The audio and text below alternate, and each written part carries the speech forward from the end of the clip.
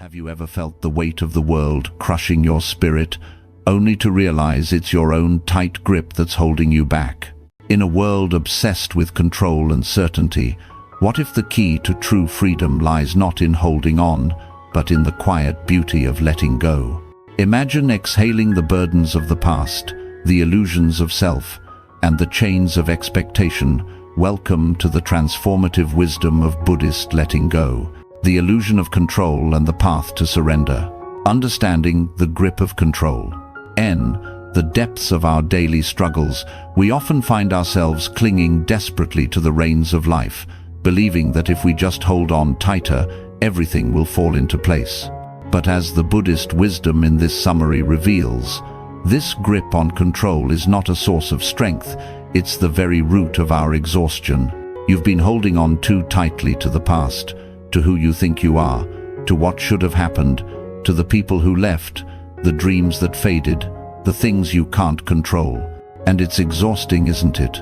The constant thinking, the overanalyzing, the trying to fix, to change, to understand. These words from the transcript capture the essence of our modern affliction, a relentless pursuit of mastery over life's unpredictable flow.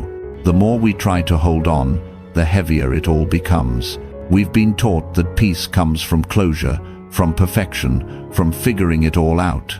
Yet, even when things seem okay on the outside, an inner restlessness persists. Why? Because peace doesn't come from control, it comes from letting go.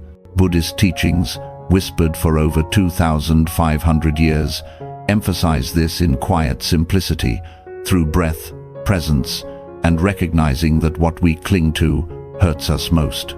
This isn't about complex rituals or unreachable ideals. It's about seeing clearly how our need for control traps us. Consider how we've tried everything. Schedules, plans, vision boards, affirmations, all disguises for control masquerading as productivity. We tighten our grip, hoping life will settle and make sense. But life slips like water through our fingers, and the tension inside only grows. Control equals safety, we've been told. If we try hard enough, plan smartly, think fast, we can avoid pain, mistakes, the unknown. Deep down, though, a quiet truth lingers. Control was never ours to begin with. And maybe that's not a problem. Maybe it's the path to peace. The Buddha taught, surrender not as weakness, but as a doorway to deeper freedom, not to manipulate the world, but to escape the trap of needing to. Letting go isn't giving up. It's giving into the truth of what is. Most misunderstand surrender as passivity or indifference, but in Buddhism, it's seeing clearly, the courage to stop fighting what's happening and flow with it. You still show up, take action, but from presence, not panic or force. This begins with awareness. We don't realize how much we control not just our days, but opinions, outcomes, emotions. We rehearse conversations, cling to preferences, expect the world to align for us to feel okay. The issue isn't planning, it's believing plans guarantee results. The Buddha called this attachment to outcome. Life isn't a vending machine, it's a river, always shifting. Releasing the illusion that effort controls everything frees us from stress, anxiety, burnout. Believing we're responsible for everything leads to constant fear of failure, second-guessing, spiraling pressure. Surrender means setting that weight down. I'll give my best, show up fully, but release the outcome. Trusting that even if things don't go our way, they might still be right. This trust grows through practice. At first, letting go feels terrifying, like stepping off a ledge. But the ledge was never solid. It was a belief that control meant security. Once the illusion dissolves, a softer presence emerges. Stability not dependent on external success. The Buddha taught impermanence to free us, not scare us. Understanding everything changes emotions, relationships, health. We stop gripping tightly. That loosening brings relief. Without fighting reality, the mind opens to wisdom, adaptation, listening, acting without fear. This is right effort, mindful action rooted in the present, not chained to outcome. Letting go doesn't mean nothing matters. It means stopping confusing control with care, living with life instead of against it. Many stay stuck in control due to fear. If they don't hold on, things fall apart. Ironically, controlling makes life feel like a crisis. You can't enjoy a moment you're controlling. It feels fragile. So, you never relax, trust, breathe fully. Loosening the grip makes the moment enough, without needing to prove or lead somewhere. This shift is biological too. Neuroscience shows letting go calms the nervous system, quiets fight or flight, shifts to repair mode. We think clearer, feel stable, sleep deeper. The fruits of practice, not enlightenment in clouds, but presence now. Breath is central in meditation because it reminds us we don't control everything. We can't force every inhale, we trust the rhythm. Letting go starts small, noticing, clenching, forcing, pushing too hard, and softening. It means asking, is this mine to control? If not, release it. You can have goals, dream, but hold them gently, not desperately. Walk the path without dragging the future like a chain. Respond instead of react. Listen instead of control. The Zen story of the man on the cliff, tigers above and below, eating a strawberry, illustrates this. Savoring sweetness in uncertainty, being fully here despite danger. Letting go isn't rejecting reality, it's returning to it. Stop rearranging the world to fit your mind. Let your mind rest in the world as it is. Peace doesn't depend on permanence. Monks train in this for years, not avoiding life, but living fully without clutching or fearing. The mind transforms. Need for control fades, replaced by clarity, compassion, stability. These are tools for daily life. When criticized, breathe, listen, respond with awareness instead of controlling opinion. When plans fail, pause, trust another way. Every moment practices release, not perfection. Feeling the urge to force? Pause, notice, ask, what if I let go? Space opens for insight, creativity, peace. Control is tight, surrender spacious. New possibilities arise unpredicted. Healing comes from letting life surprise you. Control less, see more. Notice what's happening, not what you want. Sometimes it's better than planned. Struggles remain fear, grief, frustration, but without controlling feelings, they move through, don't stick, or become identity. Buddhism's insight. Everything arises and passes. Joy, pain, success, failure. Why cling? Why trap the wind? Letting go brings humility. You're not the universe's center. Relief, you're part of something vast, mysterious. Don't run the show. Participate, show up, stay present. Control is fear. Letting go is trust-wise. Trust from experience that uncertainty survives. Worst moments pass, something comes next. The practice, soften, pause, trust not in outcomes, but in meeting this moment. Each breath, choice, step builds resilient strength, not brittle control. This is deepest power, doesn't dominate, feels whole, doesn't resist change, isn't afraid. Live calmer, lighter, clearer, not because life is perfect, but because you've stopped making it so. The Buddhist view of impermanence. At the heart of Buddhist wisdom lies a profound teaching that challenges our deepest fears and attachments. Impermanence, or anicca in Pali. The understanding that all things are in constant flux, arising and passing away without exception. This concept, central to the transcript's exploration of letting go, is not meant to instill dread or resignation, but to liberate us from the suffering caused by clinging to what cannot last. As the summary reiterates, the Buddha taught about impermanence not to scare us, but to free us. When you truly understand that everything changes, emotions, relationships, health, money, you stop gripping so tightly. You stop clinging to things as if they'll stay the same forever. And that loosening is what brings relief. Impermanence is one of the three marks of existence in Buddhism, alongside suffering dukkha and non-self, anatta. It reveals that nothing in the conditioned world is permanent or unchanging. Everything is subject to birth, growth, decay, and death. This includes not just physical forms but thoughts, feelings, and experiences. The transcript beautifully illustrates this. Life doesn't work like a machine. It's not a vending machine where you press a button and get what you ordered. It's a river, always moving, always shifting. By recognizing this, we begin to see how our attempts to control outcomes stem from a denial of this fundamental truth. We assume that if we do things a certain way, the results should follow, but attachment to outcome creates stress because it ignores the ever-changing nature of reality. The Buddha's insight into impermanence arose from his own observations under the Bodhi tree, where he contemplated the cycles of existence. He saw that clinging to the impermanent leads to suffering because we invest our sense of security in what is inherently unstable. In the transcript, this is echoed in the discussion of how we try to hold on to preferences, expecting the world to line up just right for us to feel okay. But when we grasp at permanence, we suffer twice. Once from the change itself, and again from our resistance to it. Letting go, then, becomes an act of alignment with reality, allowing us to flow with the river rather than fight against its current. This teaching frees us by shifting our perspective from fear to acceptance.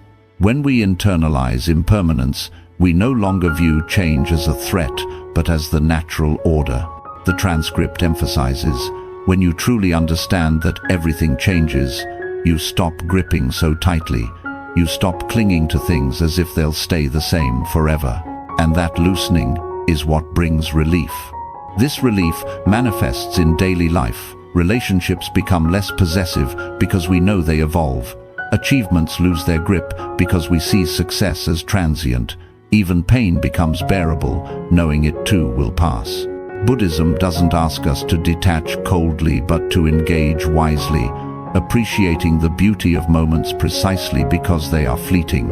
A classic Buddhist text, the Dhammapada, states, "All conditioned things are impermanent. When one sees this with wisdom, one turns away from suffering." This wisdom is cultivated through practices like vipassana meditation, where one observes the rising and falling of sensations, thoughts, and emotions. In the transcript, this is mirrored in the centrality of breath. Breath reminds you don't control everything. You can't force every inhale. Sometimes you have to let the body breathe itself. You have to trust the rhythm. By watching the breath's impermanence, each inhale turning to exhale, we train the mind to accept change without panic. Impermanence also intersects with the concept of non-self, showing that our identity is not a fixed entity, but a process of continual becoming. The transcript delves into this. Buddhism teaches that identity is not a fixed thing. It's not a statue carved in stone, but a pattern shaped by memory, reaction, emotion, habit.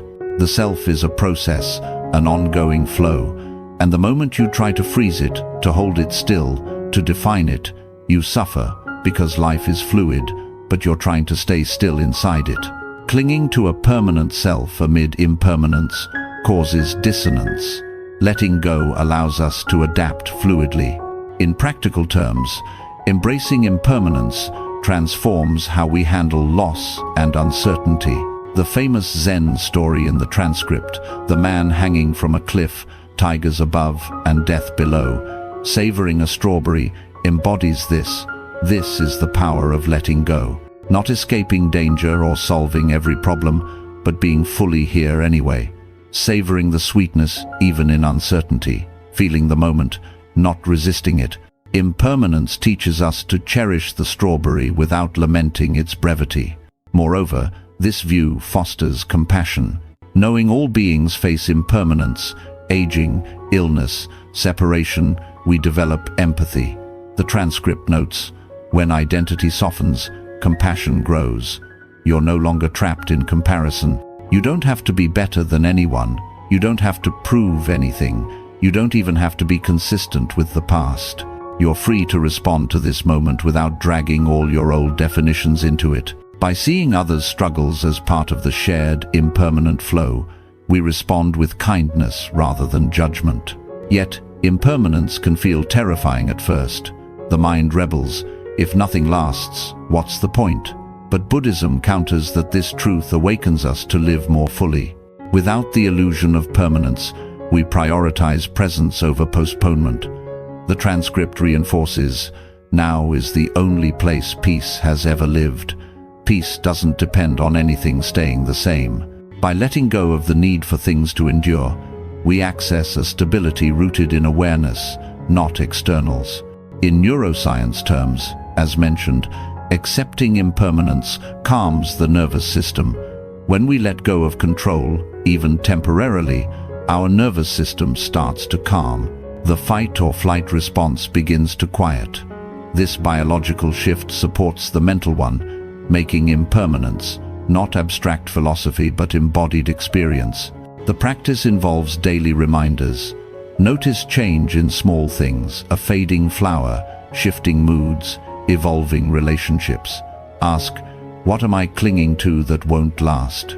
This cultivates detachment without disengagement. As the transcript says, letting go doesn't mean nothing matters. It means you stop confusing control with care. It means you start living with life instead of against it. Ultimately, the Buddhist view of impermanence is liberating because it dissolves the root of suffering, attachment. By seeing all as transient, we loosen our grip, making space for joy in the ephemeral. The transcript concludes this thread. Everything that arises passes, nothing stays. Not joy, not pain, not success, not failure. So why cling? Why try to trap the wind? In this realization, freedom dawns not from conquering change, but from embracing it, releasing outcomes for inner peace. In the relentless pursuit of certainty, we often tie our inner peace to specific outcomes, believing that happiness awaits only when life unfolds exactly as planned. Yet, as the Buddhist wisdom in the transcript unveils, this attachment to results is a profound source of suffering, an addiction that keeps us chasing shadows while missing the light of the present. The summary poignantly describes this as outcome addiction, a craving not for things themselves, but for what we believe those things will give us. It shows up as pressure, as urgency, as dissatisfaction with the now. And it is exhausting because no outcome, no matter how beautiful, can hold your peace forever. Eventually the joy fades, the excitement wears off, and you're left chasing again. Releasing outcomes doesn't mean abandoning ambition or effort. It means detaching our sense of well-being from the unpredictable fruits of our actions. Buddhism offers a path through non-attached intention, acting with clarity and care, but without clinging to what should happen next. It's not passivity or indifference. It's engagement without obsession, action without anxiety, doing without depending. This shift begins by redirecting focus from what will this lead to how am I showing up right now? By emphasizing the quality of presence over performance, we reclaim vitality in the process itself. Desire is natural, wanting growth, creation, contribution, but suffering arises when it morphs into grasping, when happiness becomes hostage to things going a certain way. The transcript clarifies, non-attachment doesn't mean you don't care. It means you care without fear. You care without losing your center. You care without bargaining with the universe. You still plant seeds, but you stop demanding they bloom on your timeline. Trust the process, the timing, and stay rooted in the moment. This mindset transforms work, love, and growth. In work, give your best without burning out to prove worth. In relationships, show up fully without manipulating others into roles. In personal evolution, practice without self-punishment for slow progress. The mind spins future stories. If this happens, I'll be happy. If not, I'll fall apart. But these are habits, not truths. Mindfulness reveals them. Watch the craving for guarantees. Notice fear of failure. Return to now. Outcome attachment roots in control's illusion. The belief that enough stress, preparation, or effort can force the future into shape. But the future is living, unfolding, not a machine. Gripping it makes it slip. Releasing allows dancing with it. The transcript states, letting go of outcome doesn't mean you stop dreaming. It means you stop outsourcing your peace to the dream. Ask deeper questions. Is this aligned with my values? Who am I becoming? Better questions yield a better life. Freedom emerges knowing outcomes aren't fully ours, variables, timing, others' efforts interplay. Accept this, stop bending the world, start adapting. Resilience builds. Failure isn't a verdict on worth but part of learning. Make space for detours, surprises, disappointment. In that space, stay calm, grounded. Mindfulness bolsters this, returning to breath practices, non-attachment, choosing presence over prediction. Joy in process, not reward, follows. Taste effort's richness, small steps beauty. A kind word equals grand achievement. Quiet clarity outshines public success. Joy isn't delayed, it's available now. Quiet confidence grows, well-being no longer mercy to perfection. Carry inner safety, needing no certainty to feel okay. Relationships shift, without outcome obsession. Stop controlling people, needing specific behaviors for validation. Honor their journey separately. Peace enters connection. Buddhism's eightfold path supports. Right effort balances compassion over desperation. Right intention acts from wisdom, not ego. Release entitlement. Life isn't transactional. Effort matters, but so do causes beyond us. Release breeds gratitude, humility, grace. Disappointment still arises, but meet it gently, feel fully, let be. No hardening into failure, it's a feeling passing. Non-attached intention strengthens integrity. Act aligned with values, even hard, avoiding shortcuts or manipulation. Choose truth over impressing. Trust deepens, not always succeeding, but showing up with clarity, presence, heart. That foundation withstands life's shifts. This isn't giving up change, it's letting go of suffering through transformation. Grow without exhaustion, dream without clinging, strive without end, justifying path. Releasing outcomes opens to better than imagined, open to life's intelligence, wisdom of not knowing. Stop needing guarantees, validation, trust rhythm, show up fully, release what you thought it promised. Quiet power of non-attached intention, steady, free, alive inside, though not loud outside. Continue planting, nurturing seeds, step back, breathe, let grow in time. Spaciousness yields peace, freedom, self. When outcomes grip loosens, life breathes. No chasing moments for potential, measuring worth by unfolding. Show up without needing future reward. Transcript reinforces. When you loosen your grip, the moment becomes enough. You stop needing it to prove anything. It doesn't have to meet your expectations or lead to something else. It just gets to be, and so do you. This biological too, letting go calms nervous system, softens mind, stabilizes feelings, deepens sleep. In Zen, don't know, mind frees from fixation. Meet moments without labels, just here, attentive, humble. Freeze creativity, dissolve boundaries like, I'm not creative, possibility opens. Try new, speak honestly, live fully stopped, staying small. Releasing outcomes doesn't erase self, loses tension of constant being. Drop mask, breathe, allows joy, spontaneity, wonder. World becomes playground without impressing.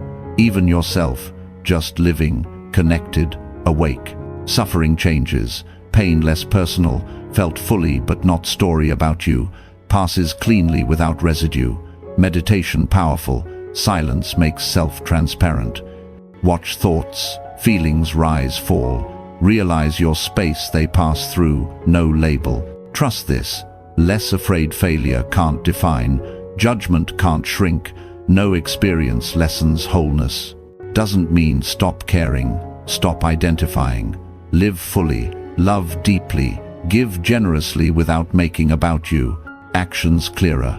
Give because matters, speak because truth, not trying be someone. Buddhist wisdom liberates. doesn't ask, become something. Invites, let go, who think must be. True reveals. True, always here, now, changing. Gently hold, find peace in being, not figuring out, but no longer needing to. Once no longer hold identity like weapon or shield. Inside softens, space where tension lived, pressure to defend, perform, consistent fades. But beneath, another weight, not who you are, but what happened. Stories buried in memory, emotions stored silently, moments wished never, replayed endlessly. Some wounds mark not body, but mind like shadows. Shape thoughts tone, tighten chest, color views of others. Self, past not gone, lingers, reacts through it without knowing. Buddhism doesn't ask, forget past, pretend pain didn't. Invites change relationship, see clearly, not carry as punishment. Let memory teach, not jail. Realize karma, not fate, cause effect. Effects change with awareness, often misunderstood, not deserve what get, too narrow, harsh. Karma, actions of body, speech, mind, consequences, but fluid, not fixed, not stuck one storyline. Heal by bringing light. Carry unresolved pain, act from it, system shaped. Nervous system expects danger, mind defends, heart hesitates open. Patterns not you, responses conditioned, can soften. First, awareness. Can't rewrite till see story. Notice, thoughts return quiet, emotion rises, warning.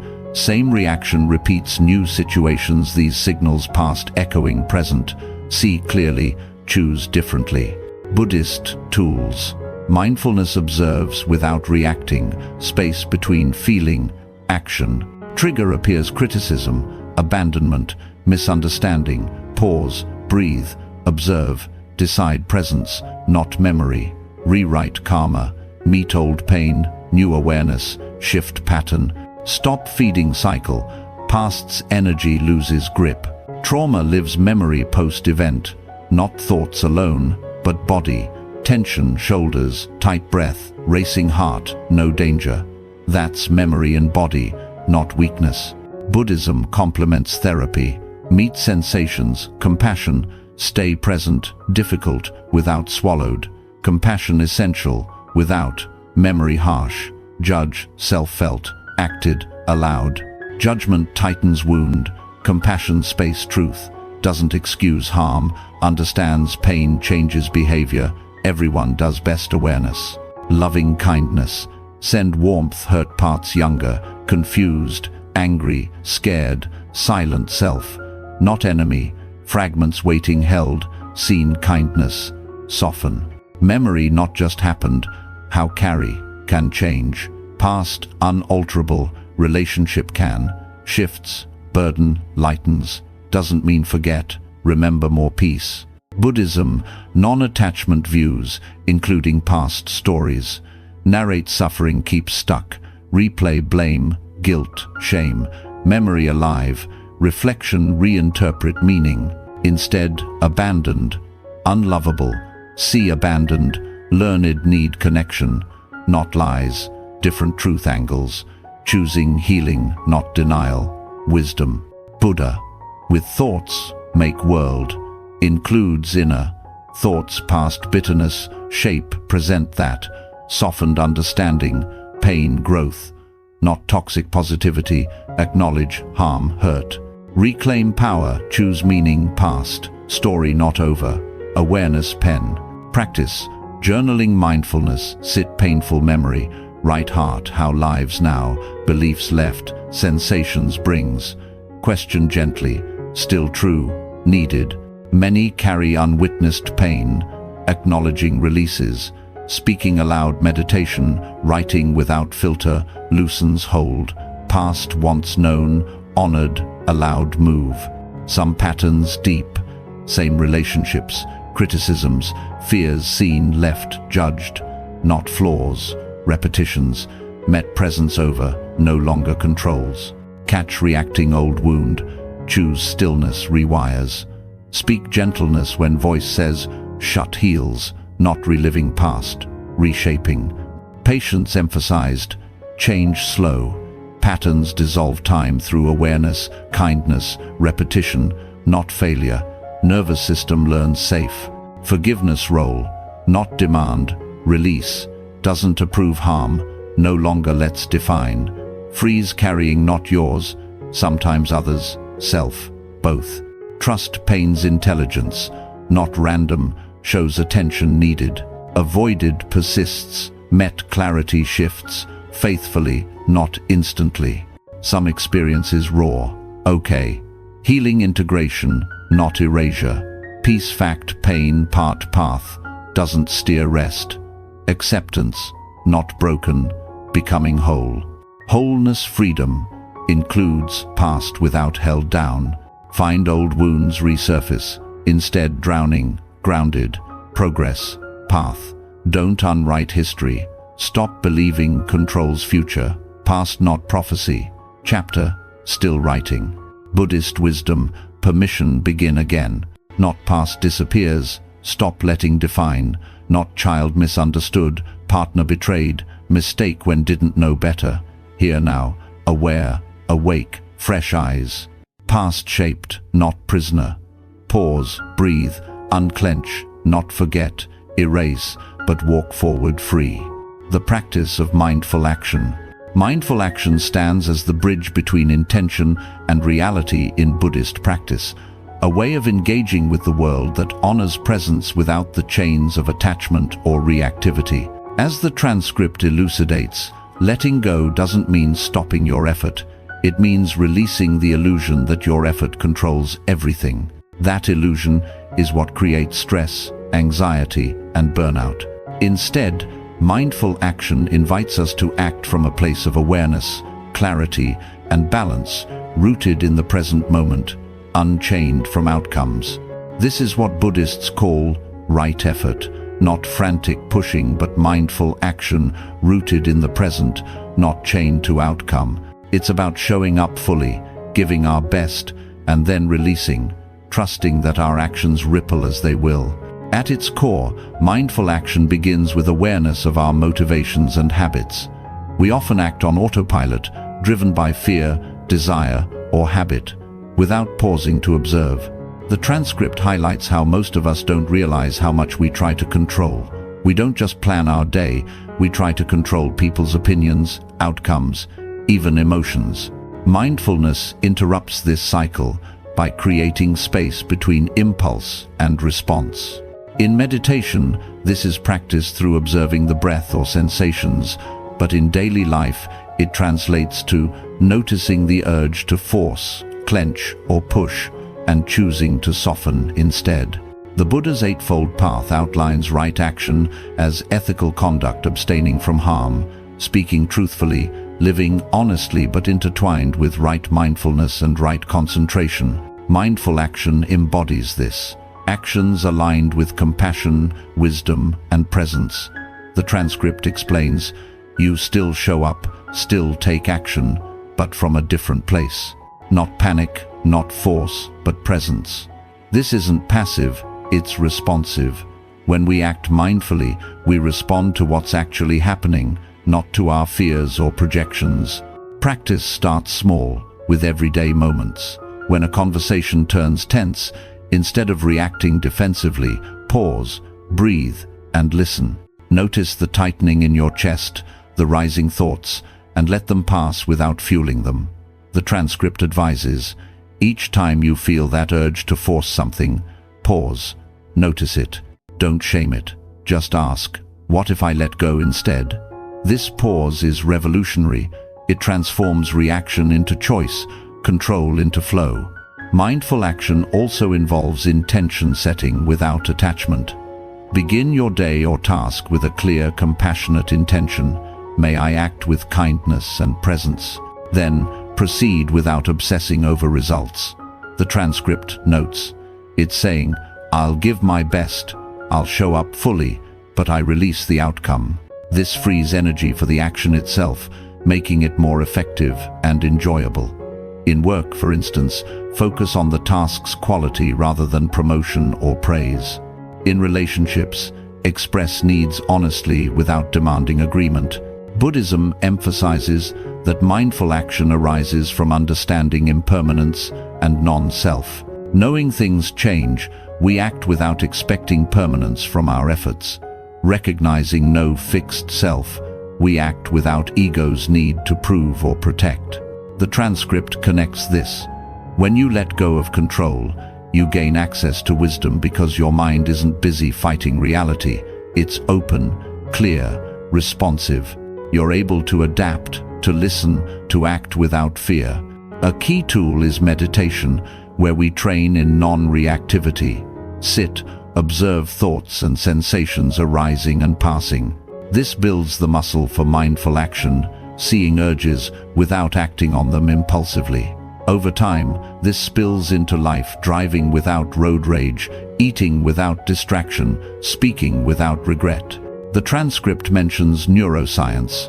When we let go of control, even temporarily, our nervous system starts to calm. The fight or flight response begins to quiet. Mindful action leverages this, shifting from stress to repair mode. In challenges, mindful action shines. Faced with criticism, breathe, acknowledge the emotion, respond with awareness rather than defense. Plans disrupted, pause, assess, adapt without panic. The transcript's Zen story exemplifies. The man on the cliff eats the strawberry mindfully, fully present amid danger. His action reaching for the fruit is simple, intentional, unattached to saving himself. Compassion infuses mindful action. Act not just for self, but considering others' suffering. Metta practice wishing well-being to all guides actions toward kindness. The transcript ties this to relationships. When you don't need to protect your identity, you don't need to attack anyone else's. You can meet people where they are without demanding they match your image of yourself. Mindful action counters burnout by balancing effort. Right effort isn't endless striving, but directed energy, cultivating wholesome states, preventing unwholesome ones. The transcript warns, the problem isn't in making plans. The problem is believing those plans guarantee something. Act mindfully by planning loosely, adjusting fluidly. In community or work, this means collaborating without ego. Listen actively, contribute without dominating, accept feedback without defensiveness. The transcript says, when you're not obsessed with outcomes, you stop trying to control people. You begin to honor their journey as separate from yours. Challenges arise, old habits resurface, distractions pull, return gently. Mindfulness isn't perfection, but returning. The transcript encourages, this trust doesn't appear overnight. It grows through practice. Track small victories, a calm response, a released worry. Over time, mindful action builds resilience. Actions become intentional, life purposeful yet light. The transcript concludes, with each breath, each choice, each step into surrender, you build a different kind of strength. Not the brittle strength of control, but the resilient strength of letting go. Mindful action ultimately leads to freedom, acting from wholeness, not lack. No longer driven by fear of failure or need for success, actions flow naturally. This is liberation, living aligned, present, unattached. Trusting life's flow without fear. To trust life's flow without fear is to embrace a radical shift, one that moves us from the clenched fists of control to the open hands of surrender. As the transcript underscores, this trust is not blind faith, but a wise confidence born from experience. Control is about fear. Letting go is about trust. Not blind faith, but wise trust. The kind that comes from experience, from seeing again and again that you can survive uncertainty, that the worst moments don't last, that something always comes next. By releasing the need to dictate every outcome, we discover a resilient strength that allows us to meet life's unpredictability with calm and clarity, aligning with the Buddhist teaching that peace lies in flowing with reality, not resisting it. Fear drives our urge to control, fear of failure, loss, or the unknown. The transcript captures this. Many people stay stuck in control because of fear. Fear that if they don't hold on, things will fall apart. But ironically, it's the controlling that makes life feel like a constant crisis.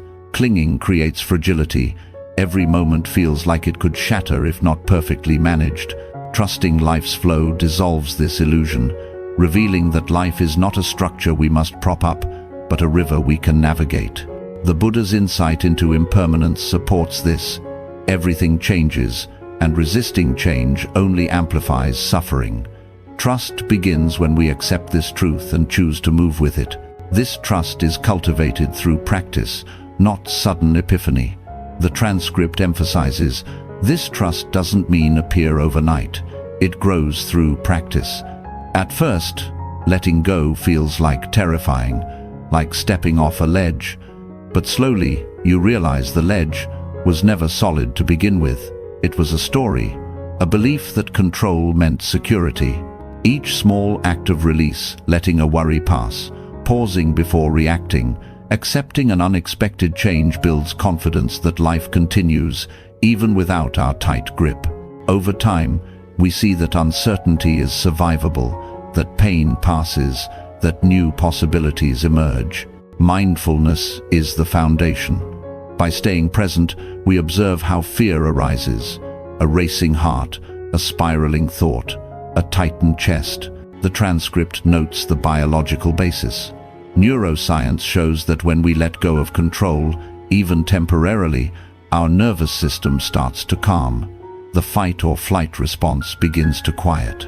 Practicing mindfulness, returning to breath, noticing sensations without judgment, helps us meet fear without being consumed. We learn to say, "This is fear arising," and let it move through, trusting our capacity to stay steady. The practice is simple, but not easy. As the transcript advises, soften, pause, trust, not in a future outcome, but in your ability to meet this moment, whatever it brings. Start with small moments. When a plan falters, pause, breathe, trust there's another way. When criticized, soften, listen, trust your worth isn't diminished. These acts build a muscle of trust, shifting us from fear's brittle control to surrender's resilient strength. Buddhism's concept of right effort supports this. Not frantic pushing, but balanced action rooted in presence. The transcript explains, this is what Buddhists call right effort. Not frantic pushing, but mindful action, rooted in the present, not chained to outcome. Trusting life's flow means acting with intention, planting seeds of kindness, effort, or growth, while releasing demands on how they bloom. We trust the process, not because we know the result, but because we've seen life's intelligence unfold when we stop interfering. The Zen story of the man on the cliff, shared in the transcript, illustrates this trust. As he hangs between tigers and death, he eats a strawberry, savoring its sweetness. This is the power of letting go, not escaping danger or solving every problem, but being fully here anyway, savoring the sweetness even in uncertainty. He trusts the moment's sufficiency, free from fear's grip. Similarly, we can trust life's flow by meeting each moment fully, not fleeing to future safety. Fear often stems from believing we're solely responsible for life's outcomes. The transcript counters, when you believe you're responsible for managing everything, you live in constant fear of failure. You second-guess yourself, overthink, spiral into pressure. Trusting life's flow relieves this burden. We act responsibly, working, loving, creating, but recognize countless factors interplay: timing, others' choices, chance. By trusting these interconnections, we stop carrying the world alone. This trust fosters humility, as the transcript suggests. Letting go brings you back to humility, to the truth that you are not the center of the universe, and that's a relief. You're a part of something vast, alive, mysterious. You don't need to run the show. You just need to participate, to show up, to stay present. Humility softens fear, reminding us we're woven into a larger tapestry, supported by life's rhythm. Compassion complements trust. Metta practice, wishing well-being for self and others, grounds us in care, reducing fear's isolation. The transcript connects. When identity softens, compassion grows.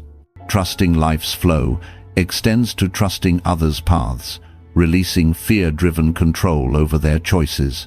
This opens connection, as fear no longer dictates interaction. Challenges persist.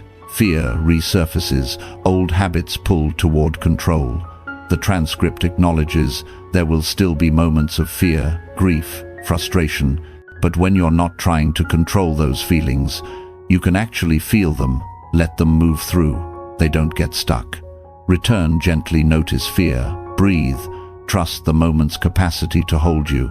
Each return strengthens trust, making fear less commanding. Trusting life's flow yields freedom, not from difficulty, but from fear's tyranny. The transcript concludes, with each breath, each choice, each step into surrender, you build a different kind of strength. Not the brittle strength of control, but the resilient strength of letting go. This strength moves us through life differently, calmer, lighter, clearer, not because life is perfect, but because we've stopped demanding perfection. Peace lives here, in this breath, in this letting go. Ultimately, trust is an act of love for life, self, others. It's the courage to say, I don't know what's next, but I'm here. The transcript's closing resonates. May your next breath be a little lighter. May your next step be a little freer. Trusting life's flow without fear returns us home to presence, to peace, to the beauty of simply being. Letting go of identity and self-stories.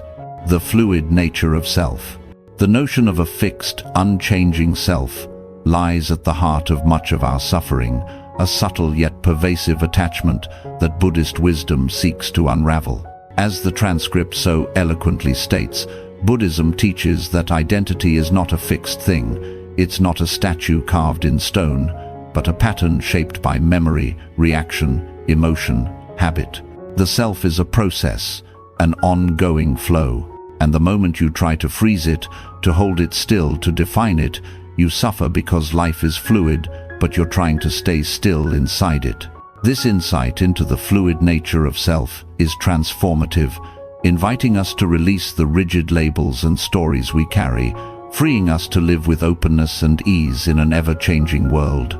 We often carry ideas about ourselves like armor, as the transcript notes, some given to us by others, some forged in pain, some mistaken for personality.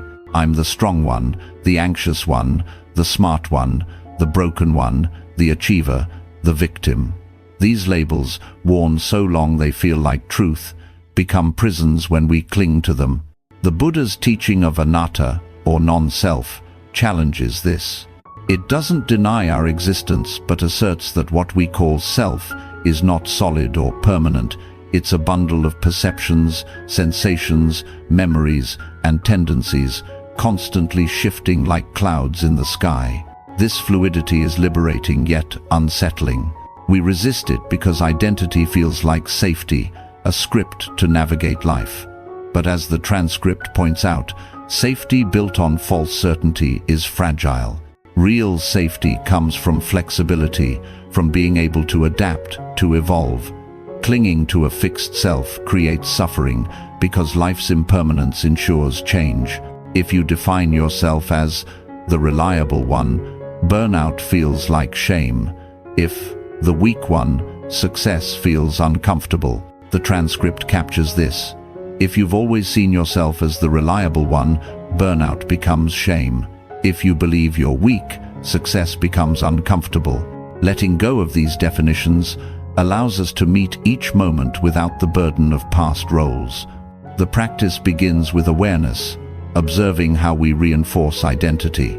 Notice thoughts like, I'm not that kind of person, or I shouldn't feel this way. These are attempts to freeze the self, resisting growth or pain that challenges our image. The transcript explains, this clinging to identity is a hidden source of struggle. It whispers, I shouldn't feel this way. I'm not that kind of person. It resists growth because growth threatens the idea of who you think you are. Mindfulness, watching thoughts and emotions arise without merging with them, reveals the self as a process, not a fixed entity. Meditation deepens this insight. Sitting in silence, you see thoughts like, "I'm anxious," or "I'm a failure," come and go. The transcript emphasizes, in silence, the self becomes transparent. You see thoughts come and go. You watch feelings rise and fall, and the more you watch, the more you realize you are not these movements. You are the space they pass through. This space, your awareness, is unbound by labels. You're not your resume, trauma, mistakes, or talents. You're the awareness in which they arise and fall. This realization shifts how we relate to ourselves.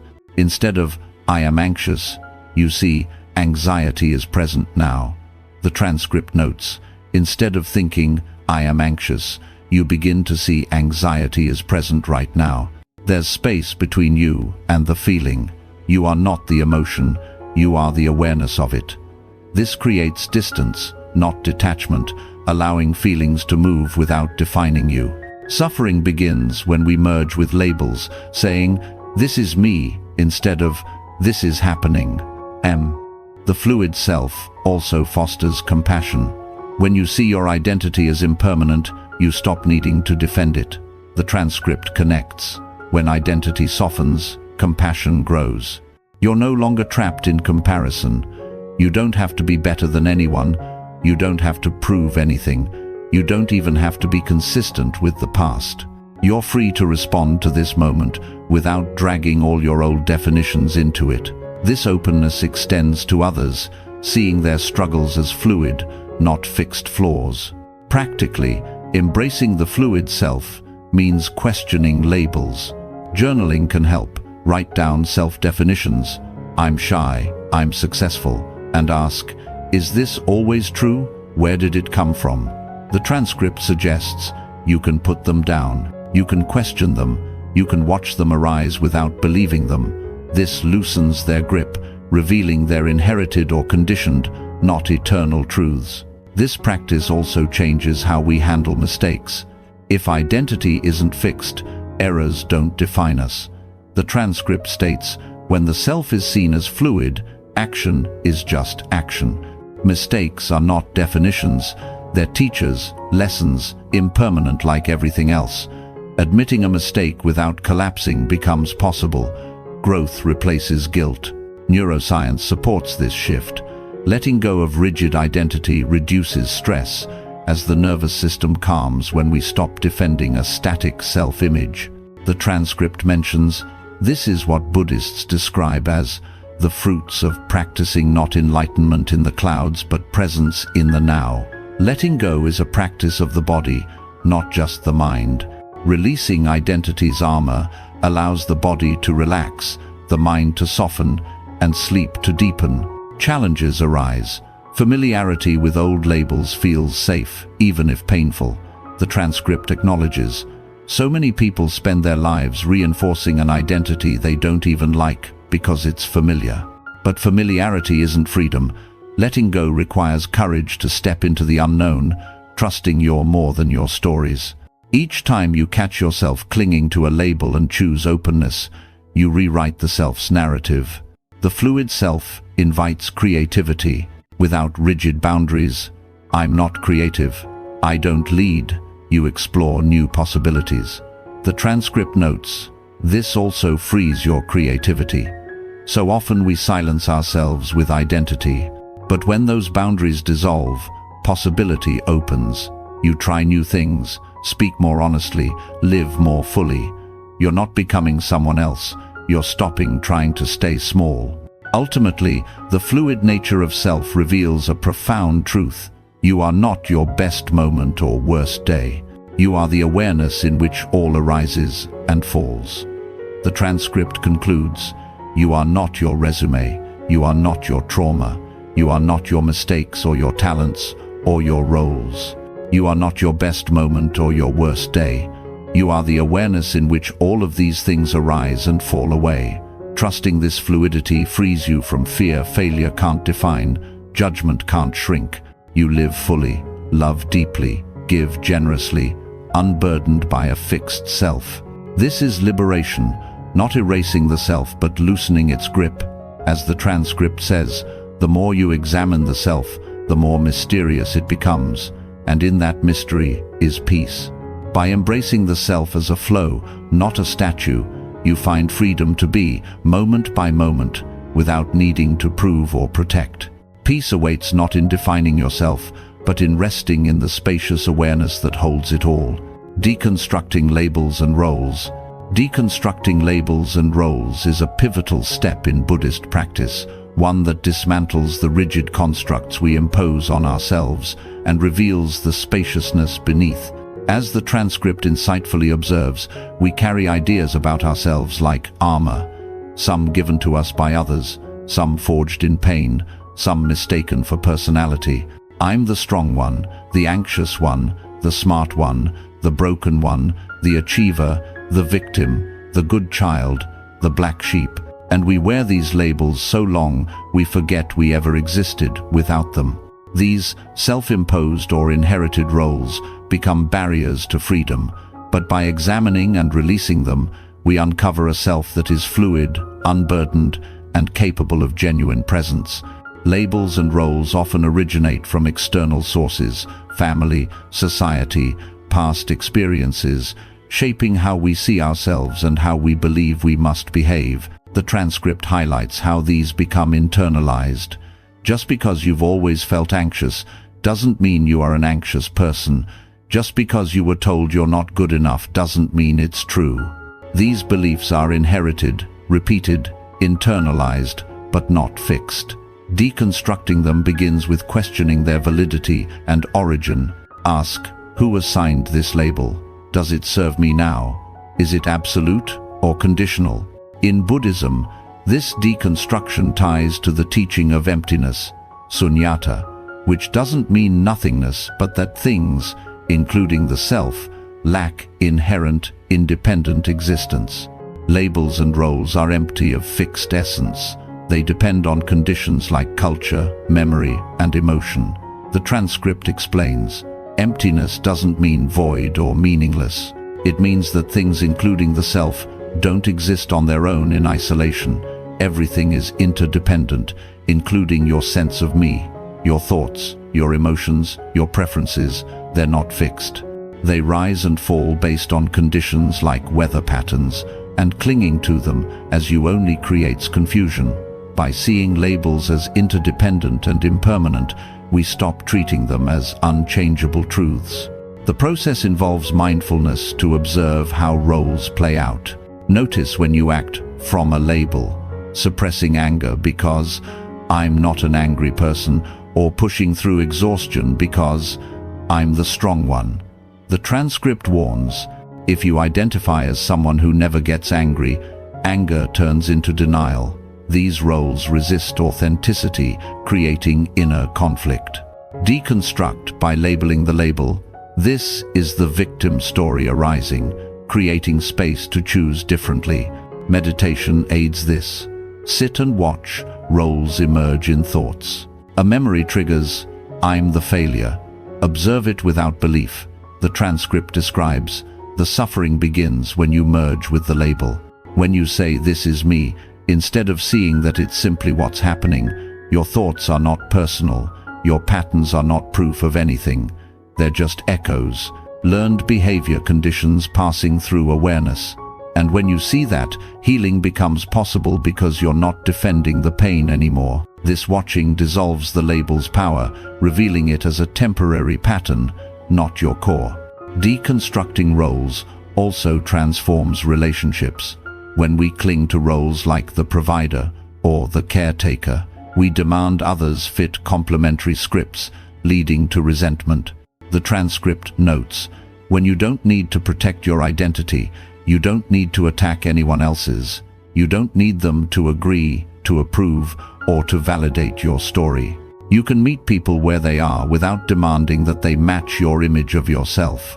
Releasing roles allows authentic connection, free from performance. Shame often entwines with labels. Deconstructing reveals shame thrives on fixed identity.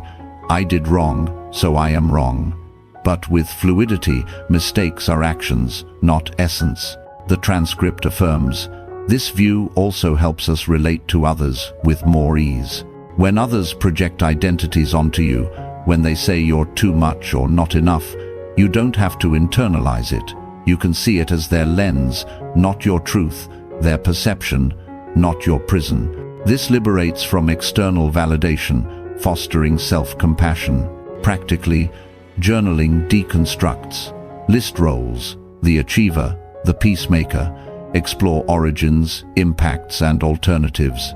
The transcript suggests, stories are not the truth. They're interpretations, they're tools, and when you forget their tools, you become their prisoner. Rewrite by affirming fluidity. I experience achievement, but I am not only that. Affirmations shift from rigid to open. I am aware, present, evolving. Challenges. Roles feel comforting, providing structure.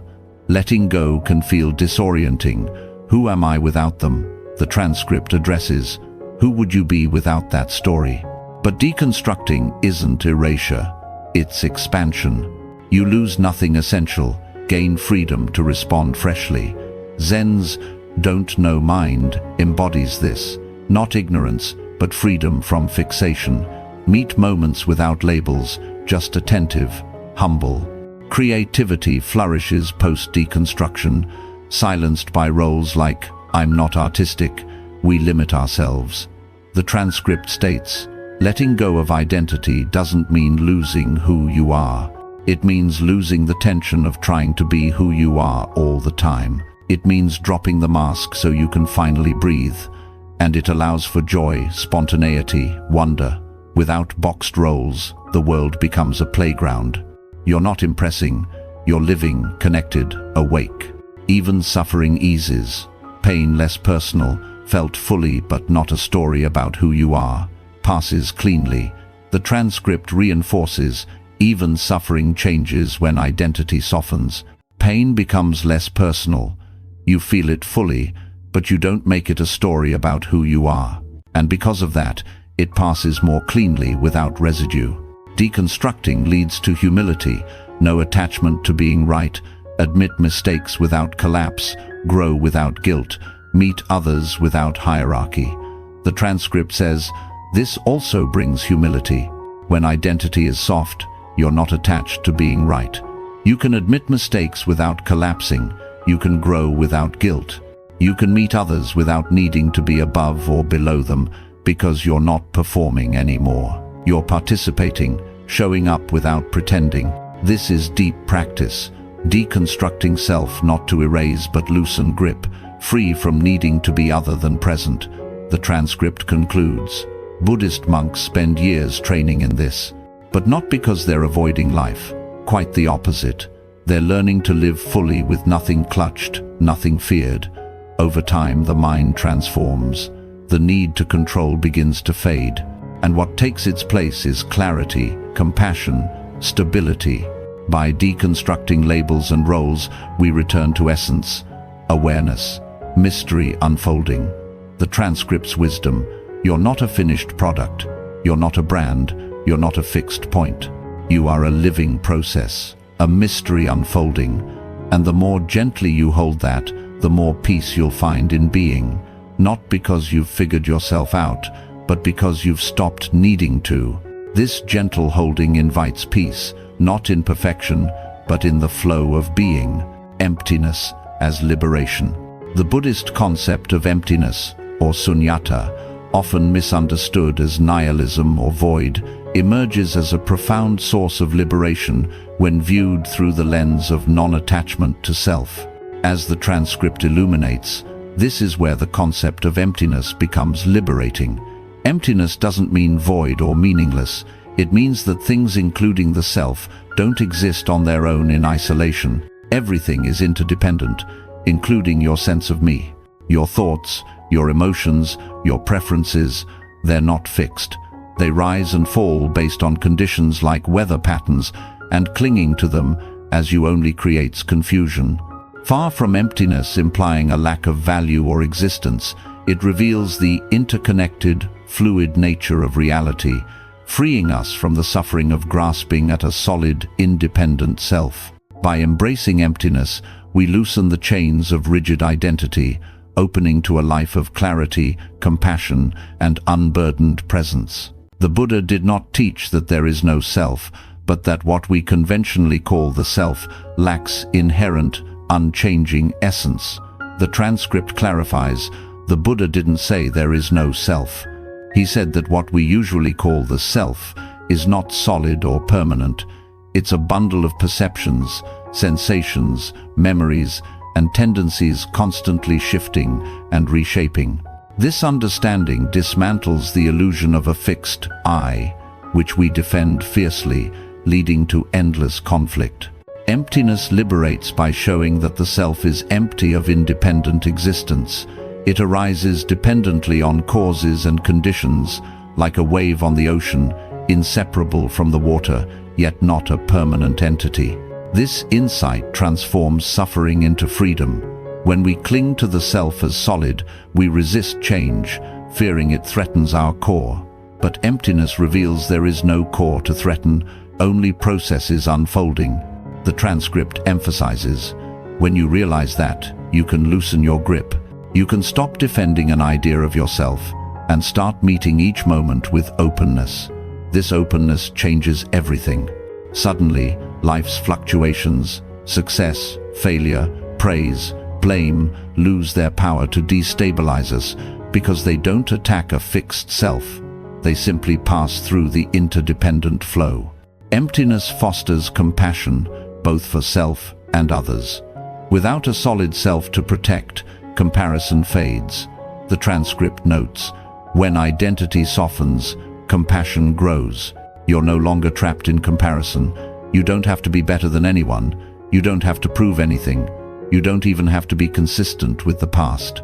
You're free to respond to this moment without dragging all your old definitions into it. We see others not as threats or inferiors, but as fellow beings in the same interdependent web, their struggles as transient as our own. This breeds empathy. Understanding that everyone's self is a shifting pattern reduces judgment and invites kindness. In relation to flaws and emotions, emptiness creates vital space. Instead of identifying as flawed, I am broken, we see flaws as arising conditions. The transcript illustrates, it also changes how you relate to your flaws. Instead of thinking, I am anxious, you begin to see anxiety is present right now. There's space between you and the feeling. You are not the emotion. You are the awareness of it. And awareness is not bound by labels. This space prevents merging with the flaw, where suffering intensifies. When we say, this is me, we solidify pain. Emptiness reminds us it's impermanent, interdependent on factors like stress or past conditioning, not our essence. Healing becomes possible through this lens. Thoughts and patterns lose their personal sting when seen as echoes rather than proof of identity. The transcript affirms, the suffering begins when you merge with the label. When you say, this is me, instead of seeing that it's simply what's happening, your thoughts are not personal. Your patterns are not proof of anything, they're just echoes.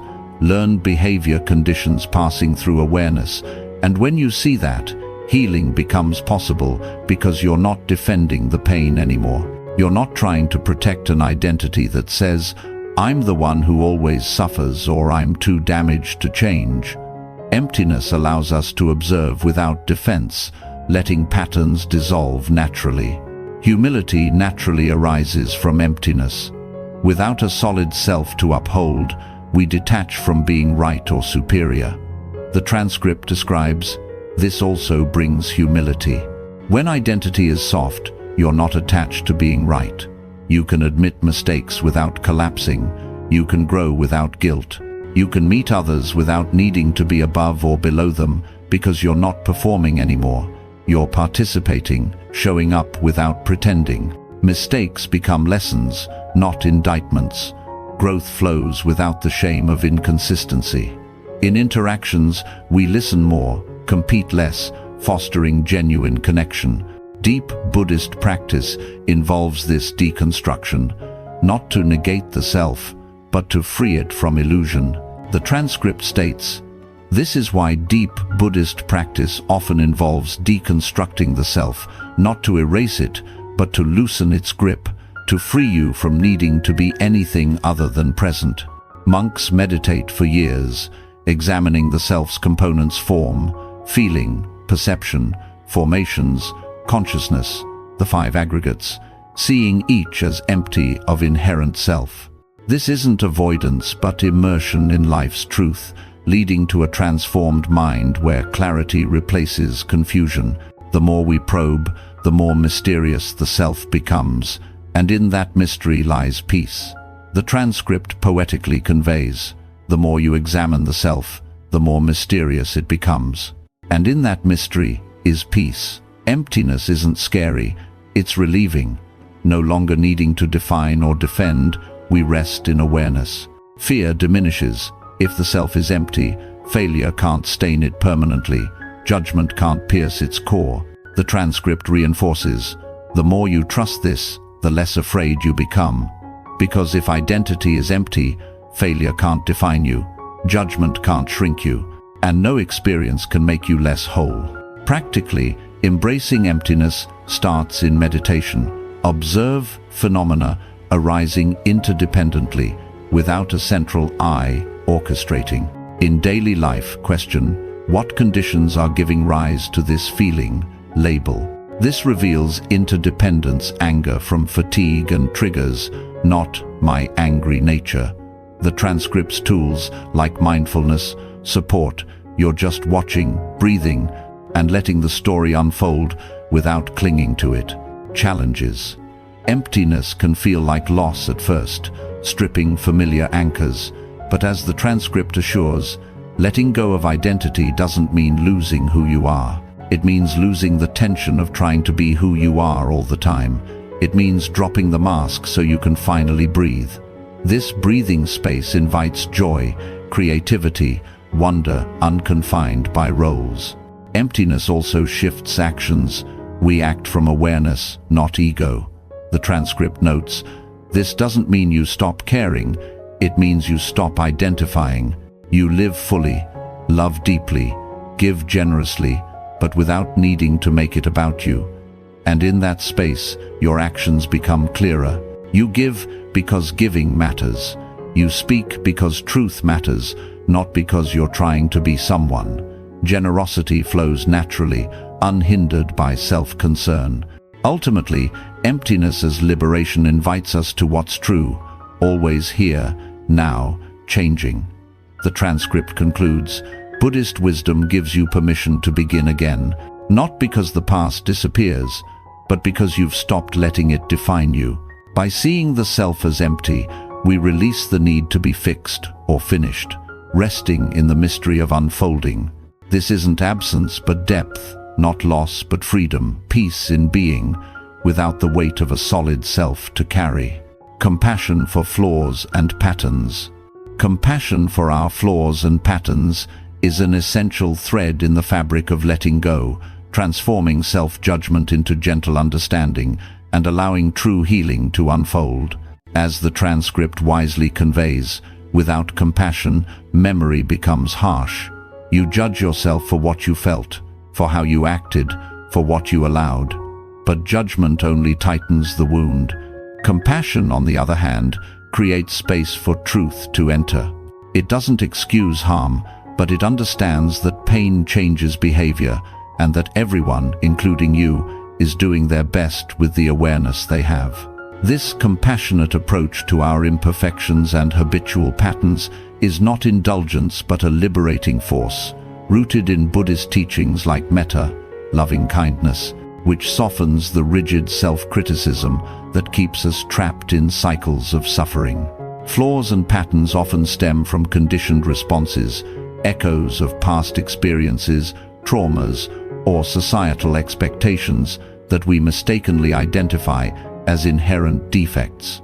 The transcript emphasizes, these patterns are not you, they are responses, natural ones conditioned by the past, and conditioning can be softened. Compassion begins by recognizing this. Our flaws are not moral failings, but adaptive mechanisms that once served survival, now perhaps outdated. For instance, anxiety might arise from childhood uncertainty, not a personal weakness.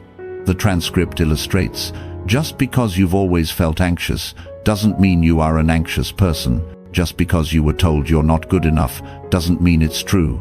These beliefs are inherited, repeated, internalized, but not fixed. Compassion invites us to hold these gently, without shame, seeing them as part of the human experience rather than proof of unworthiness. In Buddhist practice, compassion is cultivated through metta-meditation, directing kindness inward and outward. Start with phrases like, "May I be safe, may I be peaceful, may I be kind to myself." The transcript extends this. Through loving kindness practice, you can begin to send warmth toward parts of yourself that were hurt. The younger self, the confused self, the angry, scared, or silent self. These parts are not your enemy. They are fragments of your experience waiting to be held, not to be fixed, just to be seen with kindness. And when that happens, they begin to soften. This practice rewires the inner dialogue from criticism, "I'm so flawed," to care. This pattern arose from pain. I meet it with understanding. Patterns, like repetitive thoughts or behaviors, thrive in the shadows of self-judgment. Compassion shines light without force. The transcript notes, compassion is essential. Without it, memory becomes harsh. You judge yourself for what you felt, for how you acted, for what you allowed, but judgment only tightens the wound. Instead, observe patterns mindfully. Notice a cycle of self-sabotage or avoidance. Acknowledge it arose from conditions, stress, fear, and respond with kindness. This breaks the cycle. Judgment reinforces patterns by adding shame, while compassion allows them to dissolve. The transcript reinforces. Each time you catch yourself reacting from an old wound and choose stillness instead, something rewires. Each time you speak with gentleness when the old voice says to shut down, something heals. This compassion extends to flaws in relationships and daily life. When a pattern like defensiveness emerges in conversation, pause, breathe, and offer self-kindness. This is old protection. I'm safe now. The transcript connects. When you don't need to protect your identity, you don't need to attack anyone else's. You can meet people where they are, without demanding that they match your image of yourself. Compassion for our flaws reduces projection. We stop judging others for mirroring our unacknowledged patterns, fostering empathy. Guilt and shame often accompany flaws, but compassion reframes them. Shame says, "I am bad." Compassion says, "I acted from limited awareness." The transcript addresses, shame thrives on fixed identity. It says you did something wrong, therefore you are wrong. But when the self is seen as fluid, action is just action. Mistakes are not definitions. They're teachers, lessons, impermanent, like everything else. Forgive not to excuse, but to release, as the transcript advises. Forgiveness can also play a role, not as a demand, but as a release. Forgiveness doesn't mean approval of harm. It means no longer letting that harm define you. It means freeing yourself from carrying what isn't yours. Sometimes that forgiveness is for others. Sometimes it's for yourself. Often it's both. Biological insights support this. Compassion practices calm the nervous system, reducing the fight or flight tied to self-judgment. The transcript mentions, that's how the nervous system learns to feel safe again. Self-compassion shifts from repair mode triggered by kindness, not criticism, allowing patterns to unwind naturally. Challenges in cultivating compassion. The mind resists, viewing it as weakness or excuse. But as the transcript clarifies, compassion doesn't excuse harm, but it understands that pain changes behavior. Start small when a flaw surfaces, like procrastination or irritability. Note it kindly, this is hard, I'm doing my best. Over time, this builds self-trust, making patterns less dominant. Compassion also integrates with emptiness. Flaws are empty of inherent existence, arising dependently. The transcript ties. Emptiness means that things, including the self, don't exist on their own in isolation.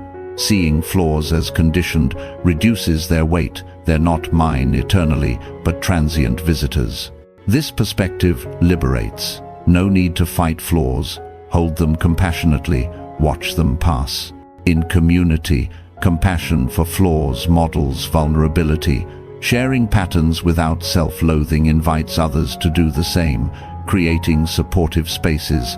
The transcript implies, when you're not trying to protect an identity that says, "I'm the one who always suffers," or "I'm too damaged to change," you're just watching, breathing, and letting the story unfold without clinging to it.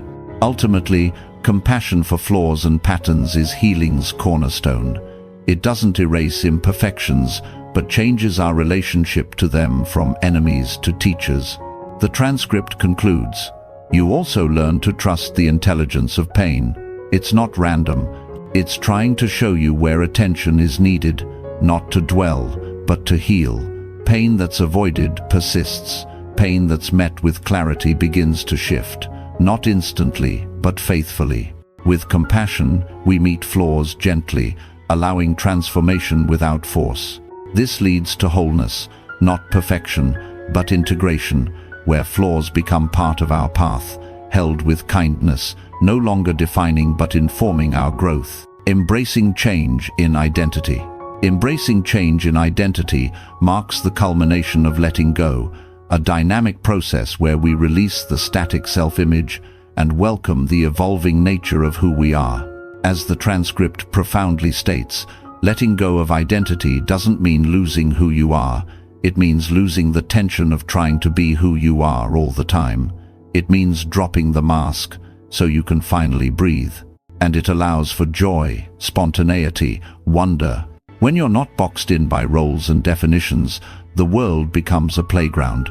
You're not trying to impress anyone, not even yourself. You're just living, connected, awake. This embrace of change frees us from the fear of transformation, allowing identity to flow like a river, adapting to life's currents with grace and openness, aligned with Buddhist teachings on impermanence and non-self. Change in identity is inevitable, yet we often resist it, clinging to outdated versions of ourselves out of familiarity or fear. The transcript highlights, we resist this because identity feels like safety. It gives us a script, but safety built on false certainty is fragile. Real safety comes from flexibility, from being able to adapt, to evolve, to let go of who you were yesterday and make space for who you are now. Embracing this means acknowledging that growth threatens old identities. The anxious one must evolve. When calm emerges, the victim fades as empowerment rises. Resistance creates suffering. Acceptance liberates. Buddhism views the self as a process, not a product, encouraging us to flow with change rather than fight it. The transcript explains, you're not a finished product. You're not a brand. You're not a fixed point. You are a living process, a mystery unfolding. And the more gently you hold that, the more peace you'll find in being. Not because you've figured yourself out, but because you've stopped needing to. By embracing change, we align with anicca, impermanence, seeing identity shifts as natural, not failures. This gentle holding reduces tension, inviting peace in the midst of evolution. The practice starts with awareness.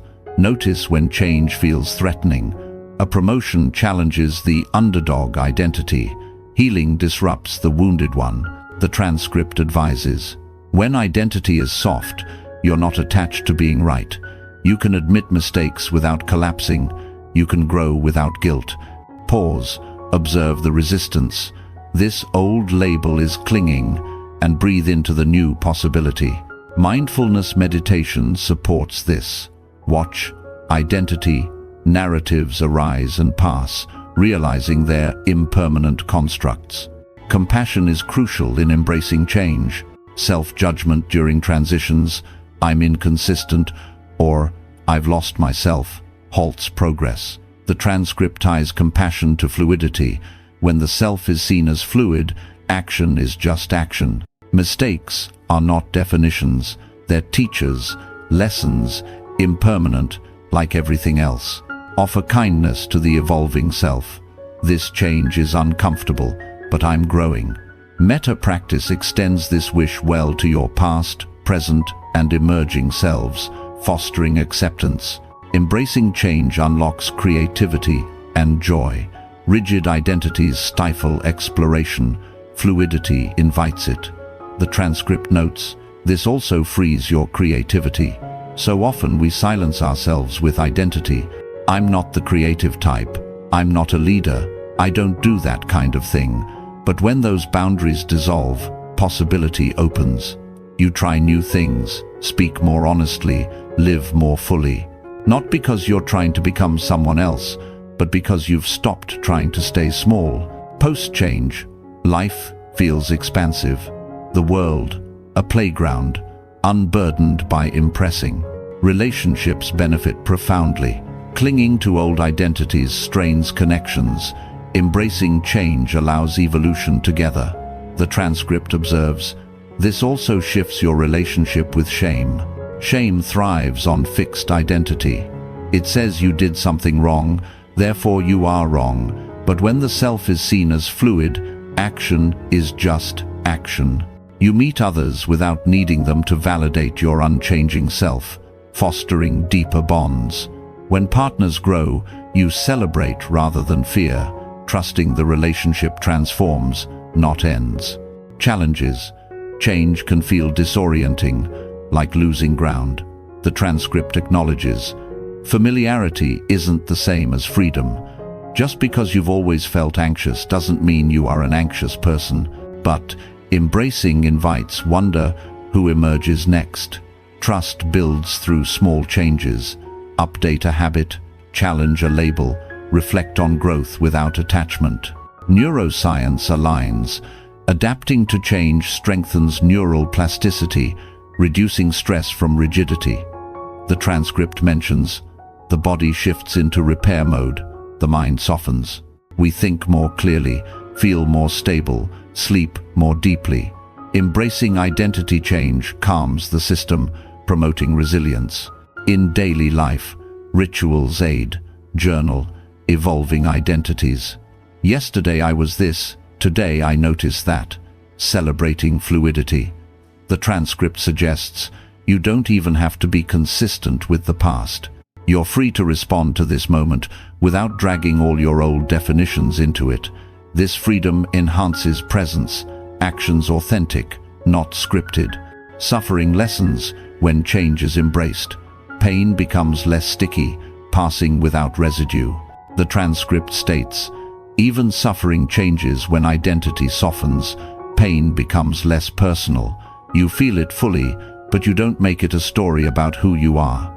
And because of that, it passes more cleanly without residue. Change in identity allows pain to teach without defining. Humility deepens. No need for consistency proves worth. The transcript conveys, this also brings humility. When identity is soft, you're not attached to being right. You can admit mistakes without collapsing. You can grow without guilt. Growth becomes joyful, not guilty. Ultimately, embracing change reveals identity as a mystery, not a problem. The transcript concludes, the more you examine the self, the more mysterious it becomes, and in that mystery is peace. We're not here to perfect identity, but remember, beneath it, empty, free. By flowing with change, peace arises not from stability but adaptability, living as process, unfolding with wonder. Word count 1001. Do you want me to write the next section? Chapter 3, Section 1, Carrying Unresolved Pain. Chapter 2, Letting Go of Identity and Self-Stories. Section 5, Embracing Change in Identity. Embracing change in identity marks the culmination of letting go, a dynamic process where we release the static self-image and welcome the evolving nature of who we are. As the transcript profoundly states, Letting go of identity doesn't mean losing who you are. It means losing the tension of trying to be who you are all the time. It means dropping the mask so you can finally breathe. And it allows for joy, spontaneity, wonder. When you're not boxed in by roles and definitions, the world becomes a playground. You're not trying to impress anyone, not even yourself. You're just living, connected, awake. This embrace of change frees us from the fear of transformation, allowing identity to flow like a river, adapting to life's currents with grace and openness, aligned with Buddhist teachings on impermanence and non-self. Change in identity is inevitable, yet we often resist it, clinging to outdated versions of ourselves out of familiarity or fear. The transcript highlights, we resist this because identity feels like safety. It gives us a script, but safety built on false certainty is fragile. Real safety comes from flexibility, from being able to adapt, to evolve, to let go of who you were yesterday and make space for who you are now. Embracing this means acknowledging that growth threatens old identities. The anxious one must evolve. When calm emerges, the victim fades as empowerment rises. Resistance creates suffering. Acceptance liberates. Buddhism views the self as a process, not a product, encouraging us to flow with change rather than fight it. The transcript explains, you're not a finished product, you're not a brand, you're not a fixed point. You are a living process, a mystery unfolding. And the more gently you hold that, the more peace you'll find in being. Not because you've figured yourself out, but because you've stopped needing to. By embracing change, we align with anicca, impermanence, seeing identity shifts as natural, not failures. This gentle holding reduces tension, inviting peace in the midst of evolution. The practice starts with awareness. Notice when change feels threatening. A promotion challenges the underdog identity. Healing disrupts the wounded one. The transcript advises, when identity is soft, you're not attached to being right. You can admit mistakes without collapsing. You can grow without guilt. Pause. Observe the resistance. This old label is clinging, and breathe into the new possibility. Mindfulness meditation supports this. Watch identity narratives arise and pass, realizing their impermanent constructs. Compassion is crucial in embracing change. Self-judgment during transitions, I'm inconsistent, or I've lost myself, halts progress. The transcript ties compassion to fluidity. When the self is seen as fluid, action is just action. Mistakes are not definitions, they're teachers, lessons, impermanent like everything else. Offer kindness to the evolving self. This change is uncomfortable, but I'm growing. Metta practice extends this wish well to your past, present, and emerging selves, fostering acceptance. Embracing change unlocks creativity and joy. Rigid identities stifle exploration. Fluidity invites it. The transcript notes, this also frees your creativity. So often we silence ourselves with identity. I'm not the creative type. I'm not a leader. I don't do that kind of thing. But when those boundaries dissolve, possibility opens. You try new things, speak more honestly, live more fully. Not because you're trying to become someone else, but because you've stopped trying to stay small. Post-change, life feels expansive, the world a playground, unburdened by impressing. Relationships benefit profoundly. Clinging to old identities strains connections. Embracing change allows evolution together. The transcript observes, this also shifts your relationship with shame. Shame thrives on fixed identity. It says you did something wrong, therefore you are wrong. But when the self is seen as fluid, action is just action. You meet others without needing them to validate your unchanging self, fostering deeper bonds. When partners grow, you celebrate rather than fear, trusting the relationship transforms, not ends. Challenges. Change can feel disorienting, like losing ground. The transcript acknowledges, familiarity isn't the same as freedom. Just because you've always felt anxious, doesn't mean you are an anxious person, but embracing invites wonder. Who emerges next? Trust builds through small changes. Update a habit, challenge a label, reflect on growth without attachment. Neuroscience aligns. Adapting to change strengthens neural plasticity, reducing stress from rigidity. The transcript mentions the body shifts into repair mode, the mind softens. We think more clearly, feel more stable, sleep more deeply. Embracing identity change calms the system, promoting resilience. In daily life, rituals aid. Journal evolving identities. Yesterday I was this, today I notice that, celebrating fluidity. The transcript suggests, you don't even have to be consistent with the past. You're free to respond to this moment without dragging all your old definitions into it. This freedom enhances presence, actions authentic, not scripted. Suffering lessens when change is embraced. Pain becomes less sticky, passing without residue. The transcript states, even suffering changes when identity softens. Pain becomes less personal. You feel it fully, but you don't make it a story about who you are. And because of that, it passes more cleanly without residue. Change in identity allows pain to teach without defining. Humility deepens. No need for consistency proves worth. The transcript conveys, this also brings humility. When identity is soft, you're not attached to being right. You can admit mistakes without collapsing. You can grow without guilt. Growth becomes joyful, not guilty. Ultimately, embracing change reveals identity as a mystery, not a problem. The transcript concludes, the more you examine the self, the more mysterious it becomes, and in that mystery is peace. We're not here to perfect identity, but remember beneath it, empty, free. By flowing with change, peace arises not from stability but adaptability, living as process, unfolding with wonder, healing the past and rewriting karma, carrying unresolved pain.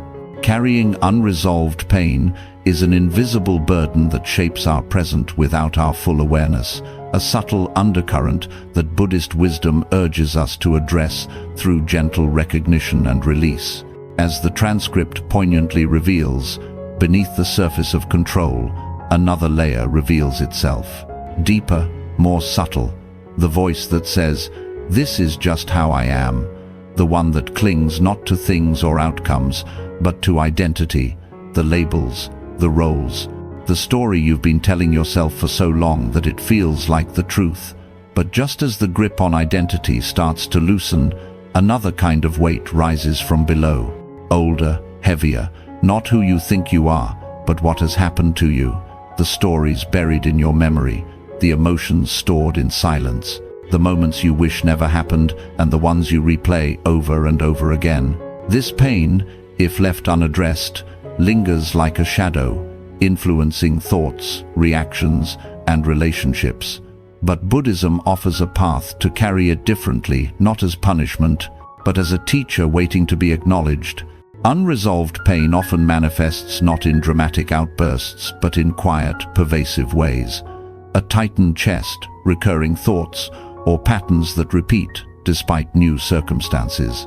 The transcript describes, some wounds don't leave marks on the body, but they live in the mind like shadows. They shape the tone of your thoughts. They tighten your chest. They color the way you see others, and more painfully the way you see yourself. You may not even notice it at first, but the past is not gone. It lingers. It speaks quietly but often, and without knowing it. You keep reacting to life through it. These shadows arise from traumas, losses, or unmet needs, stored in the body and mind as protective mechanisms that once served but now hinder. Buddhism doesn't demand we erase the past, but invites a shift in relationship to it. The transcript emphasizes, Buddhism doesn't ask you to forget the past. It doesn't ask you to pretend that pain didn't happen. Instead, it invites you to change your relationship to it, to see the past clearly but not carry it as punishment, to let memory be a teacher, not a jailer. Carrying pain as punishment perpetuates suffering. We blame ourselves or others, replaying events in loops of regret or resentment. But as a teacher, pain reveals where healing is needed, guiding us toward awareness and compassion. Karma plays a key role here, often misunderstood as punitive fate, but truly about cause and effect in a fluid continuum. The transcript clarifies, karma is often misunderstood. Many believe it means you get what you deserve, but this view is too narrow and often too harsh. In Buddhist teaching, karma refers to the actions of body, speech, and mind, and their consequences. But karma is not fixed, it is fluid. You're not stuck in one storyline forever. You are not doomed to repeat the past if you bring light to it. Unresolved pain generates karmic patterns. Expecting betrayal leads to guardedness, repeating isolation. Carrying it blindly feeds the cycle. Awareness interrupts it. The nervous system bears much of this load, trained by past events to anticipate danger. The transcript notes, when you carry unresolved pain, you act from it. Not because you want to, but because your system is still shaped by it. Your nervous system becomes trained to expect danger. Your mind becomes trained to defend. Your heart becomes hesitant to open. But these patterns are not you. They are responses, natural ones conditioned by the past. Physical symptoms, tension, rapid heartbeat, shallow breath signal this carryover, even absent threat. Buddhism complements modern understanding. Trauma lives in the body, but mindfulness and compassion can recondition it. Carrying pain affects self-perception, often merging it with identity, I'm damaged, making change feel impossible. The transcript warns, you're not trying to protect an identity that says, I'm the one who always suffers, or I'm too damaged to change. This fusion turns pain into a core story, resisting release. But by separating pain from self, we see it as a visitor, not resident. The transcript offers, pain becomes less personal. You feel it fully, but you don't make it a story about who you are. Relationships suffer too. Unresolved pain projects old wounds onto new people, expecting repetition. The transcript observes, you might notice the same type of relationships, the same internal criticisms, the same fears of being seen or left or judged. These are not flaws, they are repetitions. Trust erodes, intimacy falters, as past filters color present interactions. Carrying pain isolates, but acknowledging it opens connection. Sharing vulnerabilities fosters empathy. The first step is recognition. Notice where pain resides. The transcript guides. You need to notice where your thoughts return, when things go quiet, where the emotion rises without warning, where the same reaction repeats even when the situation is new. These are signals from the past echoing in the present. Journaling or meditation uncovers these. Sit with quiet. Observe what surfaces without judgment. This isn't dwelling but illuminating. As hidden pain festers, compassion softens the carry. Meet pain with kindness. Understanding it arose from conditions beyond full control. The transcript stresses, compassion doesn't excuse harm, but it understands that pain changes behavior and that everyone, including you, is doing their best with the awareness they have.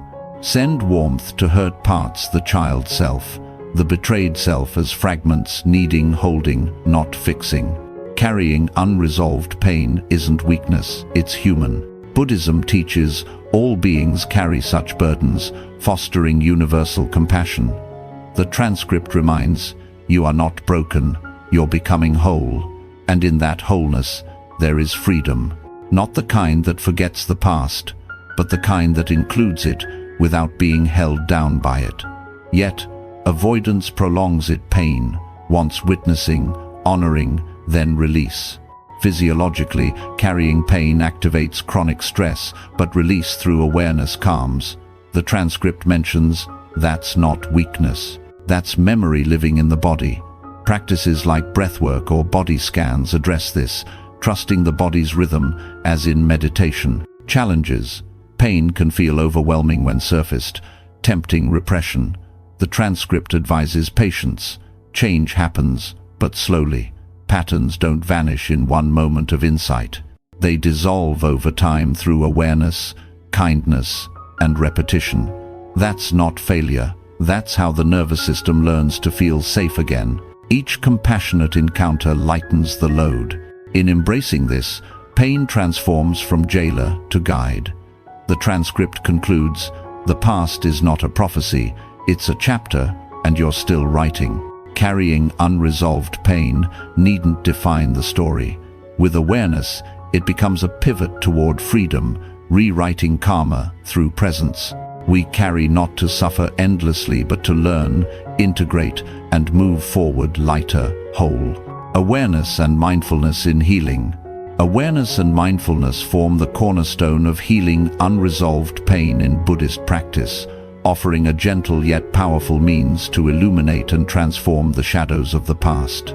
As the transcript thoughtfully explains, the first step is awareness. You can't rewrite the story until you can see the story. You need to notice where your thoughts return, when things go quiet, where the emotion rises without warning, where the same reaction repeats even when the situation is new. These are signals from the past echoing in the present, and once you see them clearly, you can begin to choose differently.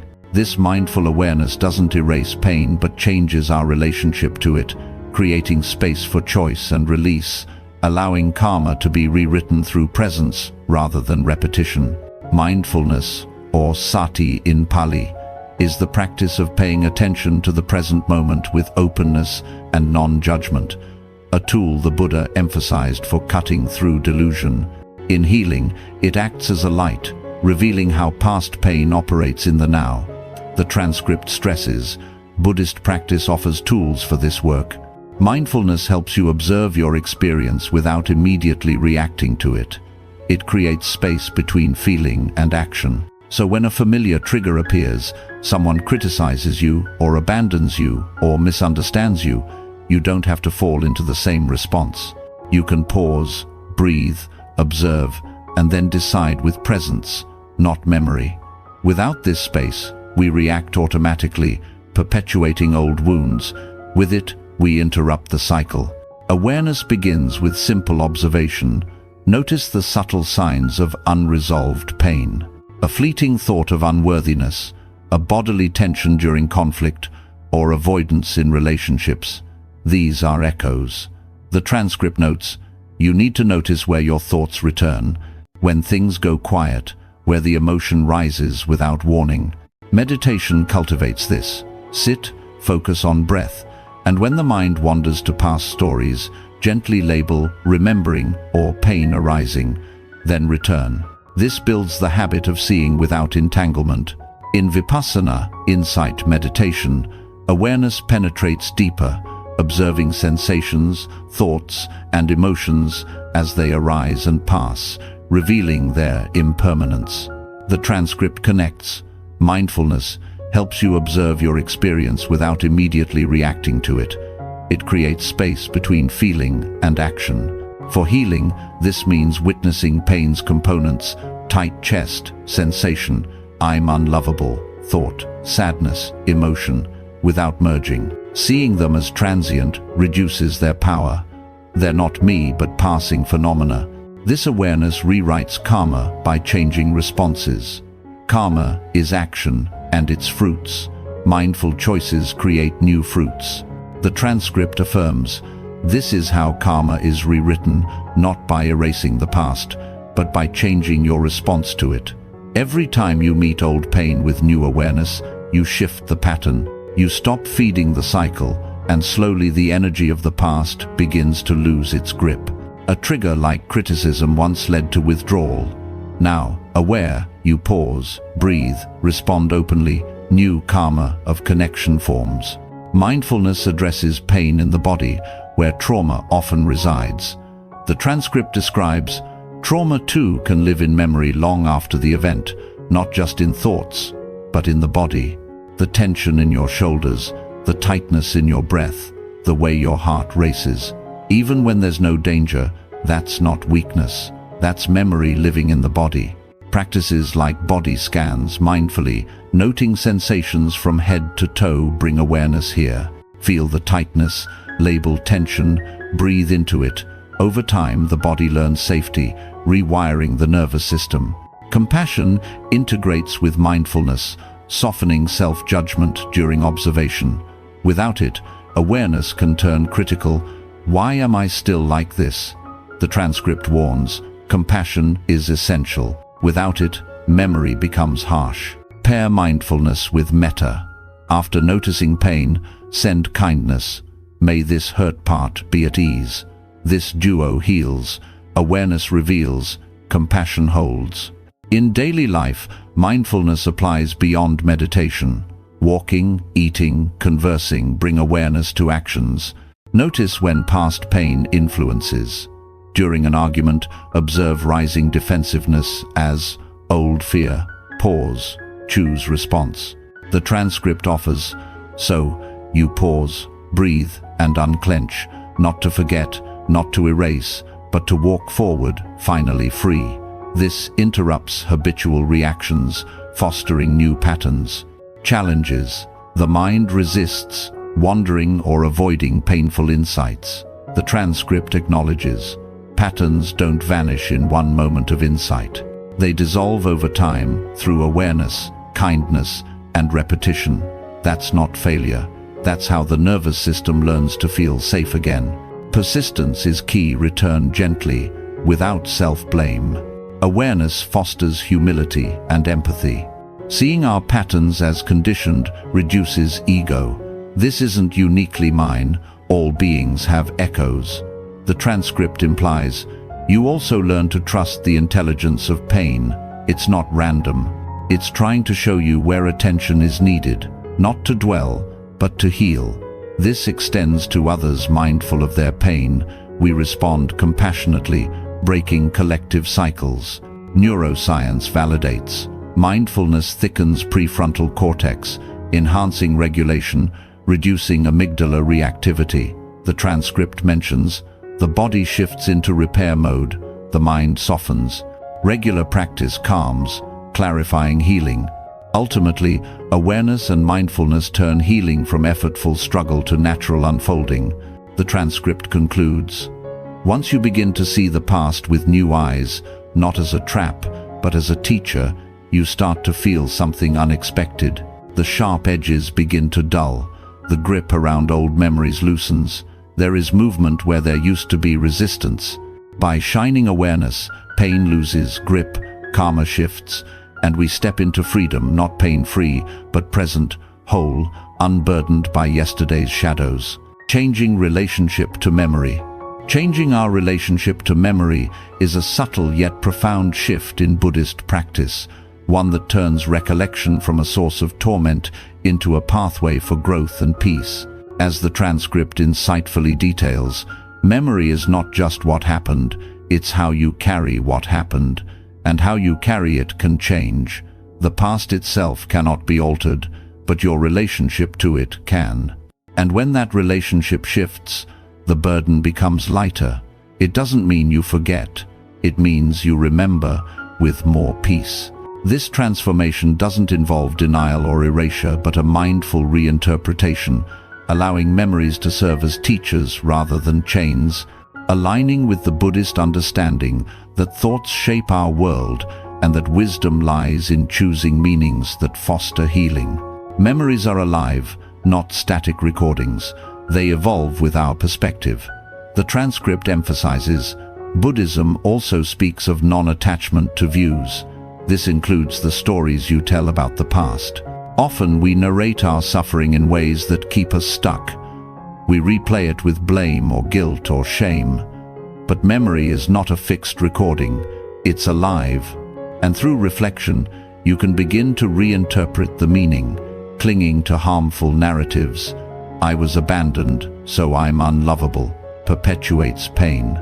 Shifting to, I was abandoned, and I learned how deeply I need connection, reframes without falsifying. The transcript clarifies, these are not lies, they are different angles of truth. And choosing the one that brings healing is not denial, it's wisdom. The Buddha taught that, with our thoughts, we make the world. As the transcript quotes, The Buddha once said, "With our thoughts, we make the world." This includes the inner world. If your thoughts about the past are soaked in bitterness, fear, or regret, your present becomes shaped by that. But if your thoughts about the past are softened by understanding, then even pain becomes part of your growth. Memory's power lies in interpretation. Changing the relationship means consciously selecting views that align with compassion and truth, reducing suffering's hold. Non-attachment to views is key. Memories as interpretations, not absolutes. The transcript notes. Buddhism also speaks of non-attachment to views. This includes the stories you tell about the past. Detach from rigid stories. See them as tools, not prisons. When memory arises, observe. This is a story I've told. Is it serving me? This mindfulness prevents stockiness, allowing flexibility. Instead of replaying blame, reflect: what conditions contributed? What wisdom emerged? This shifts memory from punitive to instructive. Journaling with mindfulness aids this change. The transcript suggests one powerful practice is journaling with mindfulness. Not to rehash everything, but to sit with a painful memory and write from the heart. Not about what happened, but about how it lives in you now. What beliefs it left behind, what sensations it brings, and then to question gently, is this still true? Is this still needed? Write without filter, then question meanings. This uncovers how memory colors the present, inviting new narratives. Speaking memories aloud in meditation or therapy can release their hold. The transcript adds, many people carry pain that was never witnessed. Sometimes simply acknowledging it brings release. You might find that speaking it aloud in meditation or writing it without filter starts to loosen its hold. The past doesn't just want to be buried. It wants to be known, to be honored, and then to be allowed to move on.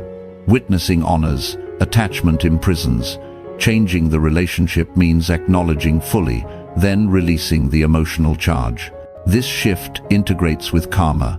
Memories influence actions, but aware reinterpretation creates new causes. The transcript explains, karma continues. Yes, but so does the possibility of healing it. When you carry unresolved pain, you act from it. But these patterns are not you, they are responses. And conditioning can be softened. By reframing memory, we stop feeding negative karma. Bitter recall breeds resentment. Understanding breeds compassion, generating positive ripples. The body holds memory too. Changing the relationship involves somatic awareness. The transcript describes, trauma too can live in memory long after the event, not just in thoughts, but in the body. While Buddhism doesn't replace therapy or medical care, it offers a path to meet those sensations with compassion, to stay present with what's difficult without being swallowed by it.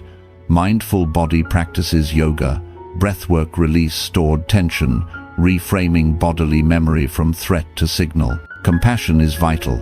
Without it, reinterpretation feels forced. The transcript stresses, compassion, on the other hand, creates space for truth to enter. It doesn't excuse harm, but it understands that pain changes behavior. Extend kindness to the self in memory. I did my best then, softening harsh narratives. This isn't toxic positivity, as the transcript warns. This is not about toxic positivity. It's not pretending that harm didn't hurt. It's about reclaiming your power to choose what meaning you give to the past, because the story is not over and your awareness is the pen. Challenges arise. Memories can overwhelm, tempting avoidance. The transcript advises patience. Change happens, but slowly. Patterns don't vanish in one moment of insight.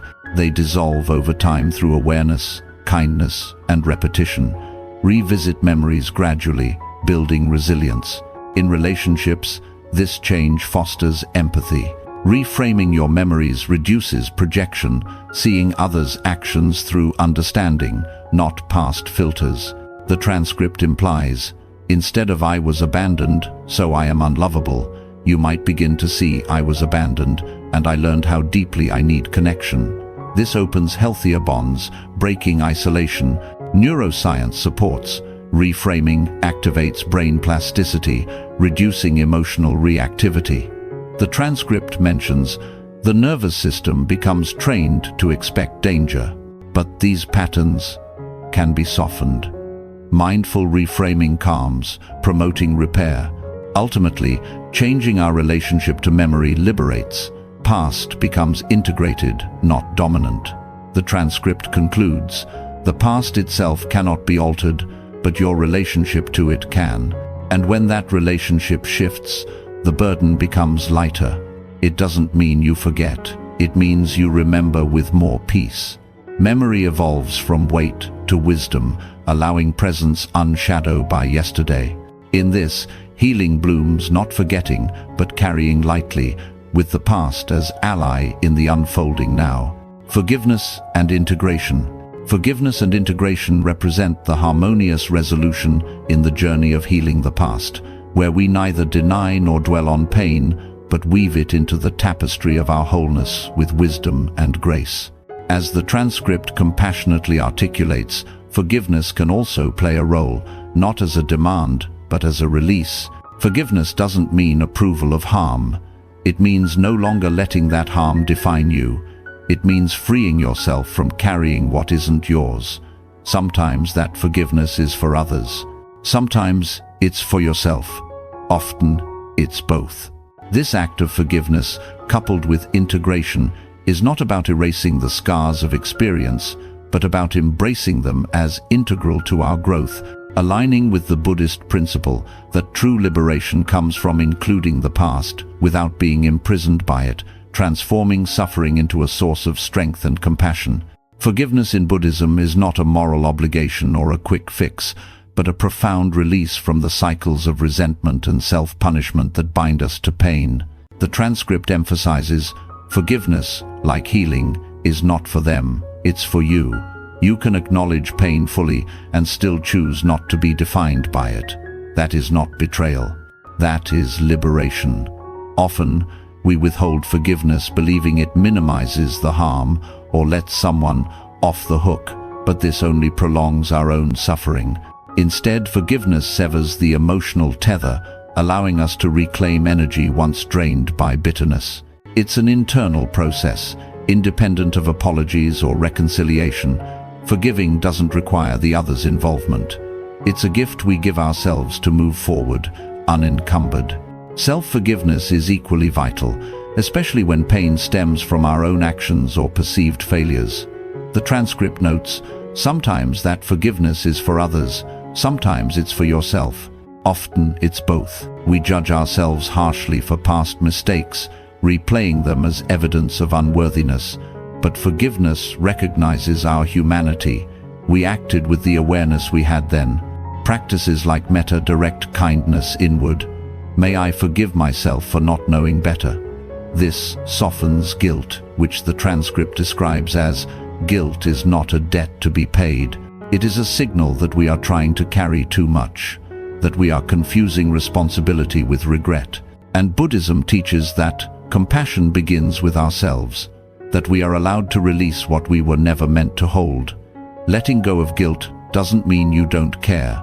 It means you care wisely. It means you stop punishing yourself for being human, for not knowing then what you know now. Integration follows forgiveness, weaving past pain into our present without letting it dominate. The transcript beautifully conveys, healing is not erasure, it's integration. Making peace with the fact that pain was part of your path, but it doesn't get to steer the rest of it.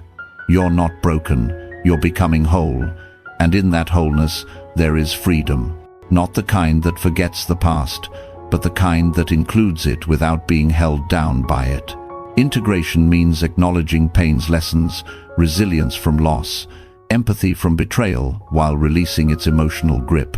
It's not suppressing memories but holding them lightly as part of the narrative, not the headline. In Buddhist terms, this aligns with the middle way, neither clinging nor aversion.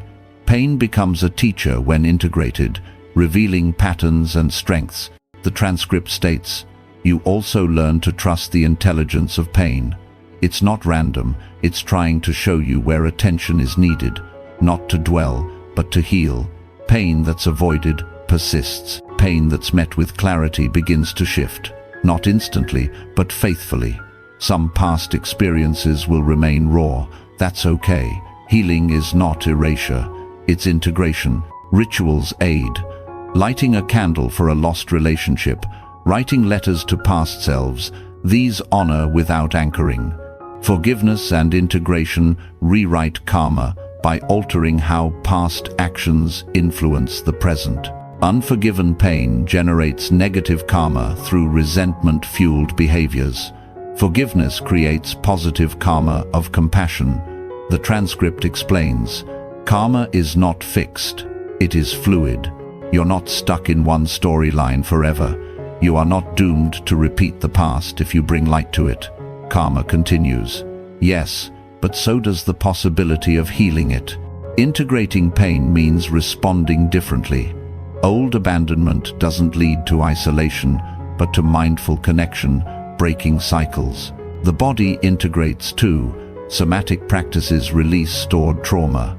The transcript notes, the body knows how to release. We just need to give it the silence to do so. Mindfulness of sensations integrates physical memory, calming the nervous system. Neuroscience supports. Forgiveness reduces stress hormones, promoting healing. The transcript mentions, the nervous system learns to feel safe again. Compassion underpins both. Forgive with kindness, integrate with acceptance. The transcript stresses, compassion creates space for truth to enter. It doesn't excuse harm, but it understands that pain changes behavior. Extend to all involved. Perpetrators acted from their pain, we from ours. This isn't excusing but understanding interdependence, reducing blame. Challenges. Forgiveness feels like betrayal, integration like minimization. The transcript addresses. There is also the subtle belief that healing is betrayal, that if you stop suffering, you're minimizing what happened, that you're letting someone off the hook. But forgiveness, like healing, is not for them, it's for you. Patience helps. Integration unfolds slowly, through repeated mindful encounters. In relationships, this fosters depth. Forgiving past hurts allows presence. Integrating lessons prevents repetition. The transcript implies, you may find yourself in moments where old wounds resurface, and instead of drowning, you remain grounded. That's progress. That's the path. Neuroscience aligns. Integration builds resilience, rewiring neural pathways. The transcript states, each time you meet old pain with new awareness, you shift the pattern. Ultimately, forgiveness and integration lead to wholeness. The transcript concludes, you're not broken, you're becoming whole. And in that wholeness, there is freedom, not the kind that forgets the past, but the kind that includes it without being held down by it. Pain becomes thread in our fabric, strengthening without weighing. We live not as victims of memory, but as authors, forgiving to release, integrating to evolve, stepping into a present enriched by the past, yet free from its chains. Transforming wounds into wisdom. Transforming wounds into wisdom is the alchemical heart of healing in Buddhist practice, where pain ceases to be a perpetual adversary and becomes a profound teacher, guiding us toward deeper insight and compassion. As the transcript evocatively describes, once you begin to see the past with new eyes, not as a trap, but as a teacher, you start to feel something unexpected. The sharp edges begin to dull. The grip around old memories loosens. There is movement where there used to be resistance. This transformation doesn't negate the reality of suffering but reframes it, allowing wounds to yield wisdom that enriches our lives, aligning with the Buddhist insight that everything, including pain, arises and passes, offering lessons in impermanence, interdependence, and the path to liberation. Wounds, whether from betrayal, loss, or self-inflicted errors, carry inherent intelligence when met with awareness. The transcript emphasizes, you also learn to trust the intelligence of pain. It's not random, it's trying to show you where attention is needed, not to dwell, but to heal. Pain that's avoided persists. Pain that's met with clarity begins to shift. Not instantly, but faithfully.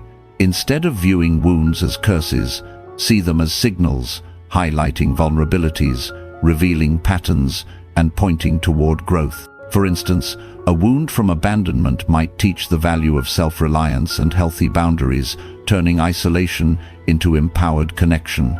Buddhism teaches that suffering dukkha is universal, but wisdom arises from investigating it mindfully. The Noble Eightfold Path, particularly right view and right mindfulness, supports this.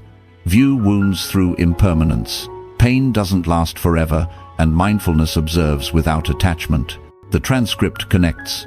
Everything that arises passes. Nothing stays. Not joy, not pain, not success, not failure. So why cling? Why try to trap the wind? By not clinging, wounds transform.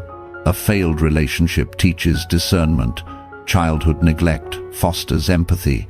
Wisdom emerges not despite wounds but through them. The process begins with acceptance. Acknowledge the wound fully, without minimization or exaggeration. The transcript advises, healing is not erasure, it's integration.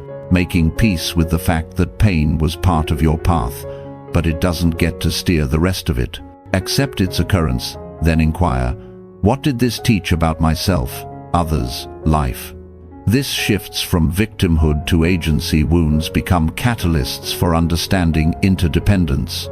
A wound from criticism might reveal ego's fragility, teaching humility and non-attachment to praise. Mindfulness meditation deepens this. Sit with the wound's sensations and emotions, labeling hurt arising, watching it change. The transcript describes, mindfulness helps you observe your experience without immediately reacting to it. It creates space between feeling and action. Over time, clarity emerges. Wound as impermanent, not defining. Insight vipassana reveals wounds' causes, conditions like fear or ignorance, not inherent flaw. This fosters wisdom. Seeing all beings suffer similarly reduces isolation, birthing compassion. Compassion practices like metta amplify transformation. Send kindness to the wounded self, the wounder, and all involved.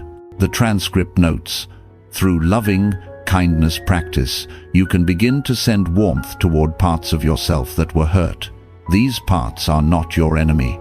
They are fragments of your experience waiting to be held, and when that happens, they begin to soften. Compassion turns self-pity into self-understanding, resentment into forgiveness. Wounds teach, pain connects us, fostering karuna, compassion, for others' struggles. Forgiveness integrates here. Release grudges to extract wisdom. The transcript states, forgiveness doesn't mean approval of harm. It means no longer letting that harm define you. You can acknowledge pain fully and still choose not to be defined by it.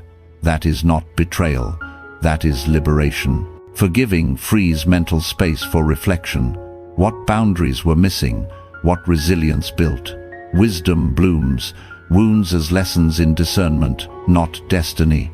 Integration weaves wisdom into daily life. Apply lessons. A trust wound teaches cautious openness in relationships. The transcript suggests, you may find yourself in moments where old wounds resurface, and instead of drowning, you remain grounded. That's progress. That's the path. Grounded responses reflect transformed wisdom, react less, respond more, share insights humbly, helping others without preaching. Karma transforms. Wounds generate suffering if clung to, but wisdom from them creates positive karma. The transcript explains, this is how karma is rewritten, not by erasing the past, but by changing your response to it. Each time you meet old pain with new awareness, you shift the pattern. Wisdom acts generate merit, compassionate choices ripple outward, healing collective wounds. The body integrates wisdom. Somatic awareness releases stored pain, turning tension into ease. The transcript mentions, the body knows how to release. We just need to give it the silence to do so. Practices like mindful movement embody wisdom. Posture of openness reflects inner transformation. Challenges: wounds resist, resurfacing strongly. The transcript advises, some past experiences will remain raw. That's okay. Healing is not erasure, it's integration. Patience persists. Revisit with kindness, trusting gradual shift. Neuroscience corroborates. Reflecting on wounds builds emotional intelligence, rewiring for resilience. The transcript notes, each time you catch yourself reacting from an old wound and choose stillness instead, something rewires. In relationships, wisdom shines. Empathize from shared humanity. Set boundaries from learned strength. The transcript implies, you begin to see others differently too. You recognize the quiet weight behind their words. You hold their sorrow with more care because you've touched your own and found that it did not break you. It opened you. Ultimately, transforming wounds into wisdom liberates. Past enriches without enslaving. The transcript concludes, the past shaped you, yes, but you are not its prisoner. So you pause, breathe, and unclench, not to forget, not to erase, but to walk forward finally free. Wounds become wisdom's forge, resilience, empathy, clarity forged in pain's fire. We live not scarred, but scarred wisely, turning suffering into the light that guides our path. Releasing attachment to suffering and grief. The paradox of clinging to pain. The paradox of clinging to pain lies at the heart of much human suffering, an unconscious choice that Buddhist wisdom gently seeks to unravel, revealing how we hold on to the very thing we wish to escape. As the transcript poignantly observes, part of you still clings to the pain, and here lies a more subtle layer that few notice but many live in: the attachment to suffering. It may sound strange at first. Who would want to suffer? Who would hold on to pain by choice? But Buddhism teaches that suffering is not only something that happens to you, it's also something we participate in, often unconsciously. This paradox, embracing pain for its familiarity while yearning for relief, keeps us tethered to cycles of distress. But through mindful awareness, we can see this tendency clearly and choose to release it, aligning with the Buddhist path of liberation through non-attachment. Clinging to pain often stems from its familiarity, a safe harbor despite its discomfort. The transcript explains, when we become familiar with pain, it starts to feel safe, not because it's good, but because it's known. Healing asks us to step into the unknown, and that for many feels more frightening than staying hurt. Pain creates identity, giving the mind something to hold on to, a story that feels like home. For example, sadness or guilt may define us as the one who suffers, providing structure, even purpose. The transcript notes, pain creates identity. It tells a story. It gives the mind something to hold on to. When you've lived with sadness, fear, or guilt for long enough, those feelings start to feel like home. And even if you're miserable there, the idea of leaving can feel disorienting. This attachment isn't deliberate. It's a survival mechanism. The mind, conditioned by past wounds, seeks predictability, even if painful. The transcript asks, who would you be without your suffering? What would fill that space? This fear of the unknown blocks healing, as peace feels unfamiliar, even suspicious. We sabotage efforts to move forward, reverting to old patterns because they're known. The transcript highlights, you might think you're trying to heal, but sabotage your efforts with distraction, self-judgment, or avoidance. Not because you're weak, but because the part of you that's in pain is still trying to feel safe. Buddhism teaches that clinging to anything, including suffering, is the root of suffering, dukkha. The transcript reinforces, Buddhism teaches that clinging is the root of suffering. And yes, that includes clinging to suffering itself. The more we identify with pain, the more we suffer when it shifts, because even our sadness feels like something we're afraid to lose. This paradox is subtle. We don't love pain, but its familiarity offers us strange comfort, a script we know how to play. Letting go requires courage to step into the uncharted territory of peace. Mindfulness reveals this paradox clearly. By observing thoughts and emotions without judgment, we see when we're feeding suffering. The transcript advises, mindfulness reveals this with clarity, not blame. It lets you see when you're feeding a story that no longer serves you. It shows you when you're choosing to relive a wound because it gives you a sense of control. Notice moments of resistance when joy arises. Do you push it away, fearing it won't last? When calm settles, do you distract, expecting chaos? These are signs of clinging to pain's familiarity. This attachment often justifies behaviors. The transcript notes, sometimes we hold on to suffering because it justifies other behaviors. If you're always hurting, then isolating, snapping at others, or not trying can feel understandable. The pain becomes a permission slip to not engage fully with life. But over time, this shrinks existence, turning it into a series of defenses. Mindfulness counters this. Pause when pain urges withdrawal, breathe, and choose presence instead. This small act rewires the pattern, loosening pain's grip. Compassion is essential to navigate this paradox. Without it, awareness risks turning into self-blame. Why can't I let go? The transcript emphasizes, the practice is not to shame yourself for being stuck. It's to sit with the stockiness, to feel the fear that says, if I let this go, I won't know who I am. To meet it gently, to breathe through it, and to remind yourself you are more than your pain. Offer kindness to the part clinging.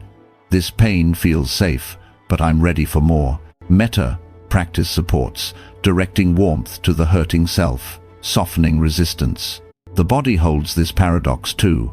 Chronic pain or tension often reflects emotional clinging. The transcript mentions the tension in your shoulders, the tightness in your breath, the way your heart races. Even when there's no danger, that's not weakness. That's memory living in the body. Mindful body scans observing sensations without forcing change. Release this, teaching the nervous system safety. Neuroscience supports. Letting go calms fight or flight, promoting repair. The transcript notes, the body shifts into repair mode. The mind softens. In relationships, clinging to pain isolates. We project old wounds, expecting rejection or withdraw to avoid hurt. The transcript implies, when you stop needing to carry old pain, like armor, you sit, you breathe, you notice your thoughts, but don't merge with them. And over time, you begin to trust that you are okay, even without the suffering that once felt like home. Releasing this opens authentic connection, free from past filters, challenges. Pain's familiarity tempts return, especially under stress. The transcript acknowledges, there will be days when the pain calls you back, when the comfort of the familiar feels safer than the openness of peace, but awareness gives you the power to choose again. Return gently, choosing awareness over shame. Transforming this paradox involves allowing joy alongside pain. The transcript states, one of the most powerful acts of healing is allowing joy, not because you're ignoring pain, but because you're not only pain, you're still here, still breathing, still capable of love, creativity, stillness. Joy invites a new narrative, proving you're more than suffering. Small joys, a laugh, a kind gesture dissolve pain's monopoly. Ultimately, the paradox of clinging to pain resolves through presence. The transcript concludes, freedom lies in letting it move, in not needing to suffer to feel alive. Mindfulness helps because it brings the present into focus. When you are fully here, the past loosens, the drama softens. You stop needing to carry old pain like armor. By seeing clinging clearly, we release it, not to reject pain, but to allow life beyond it, spacious, free, alive with possibility. Meeting grief with presence. Meeting grief with presence is a tender invitation in Buddhist practice, one that honors the depth of loss without being overwhelmed by it, transforming sorrow into a bridge toward deeper love and understanding.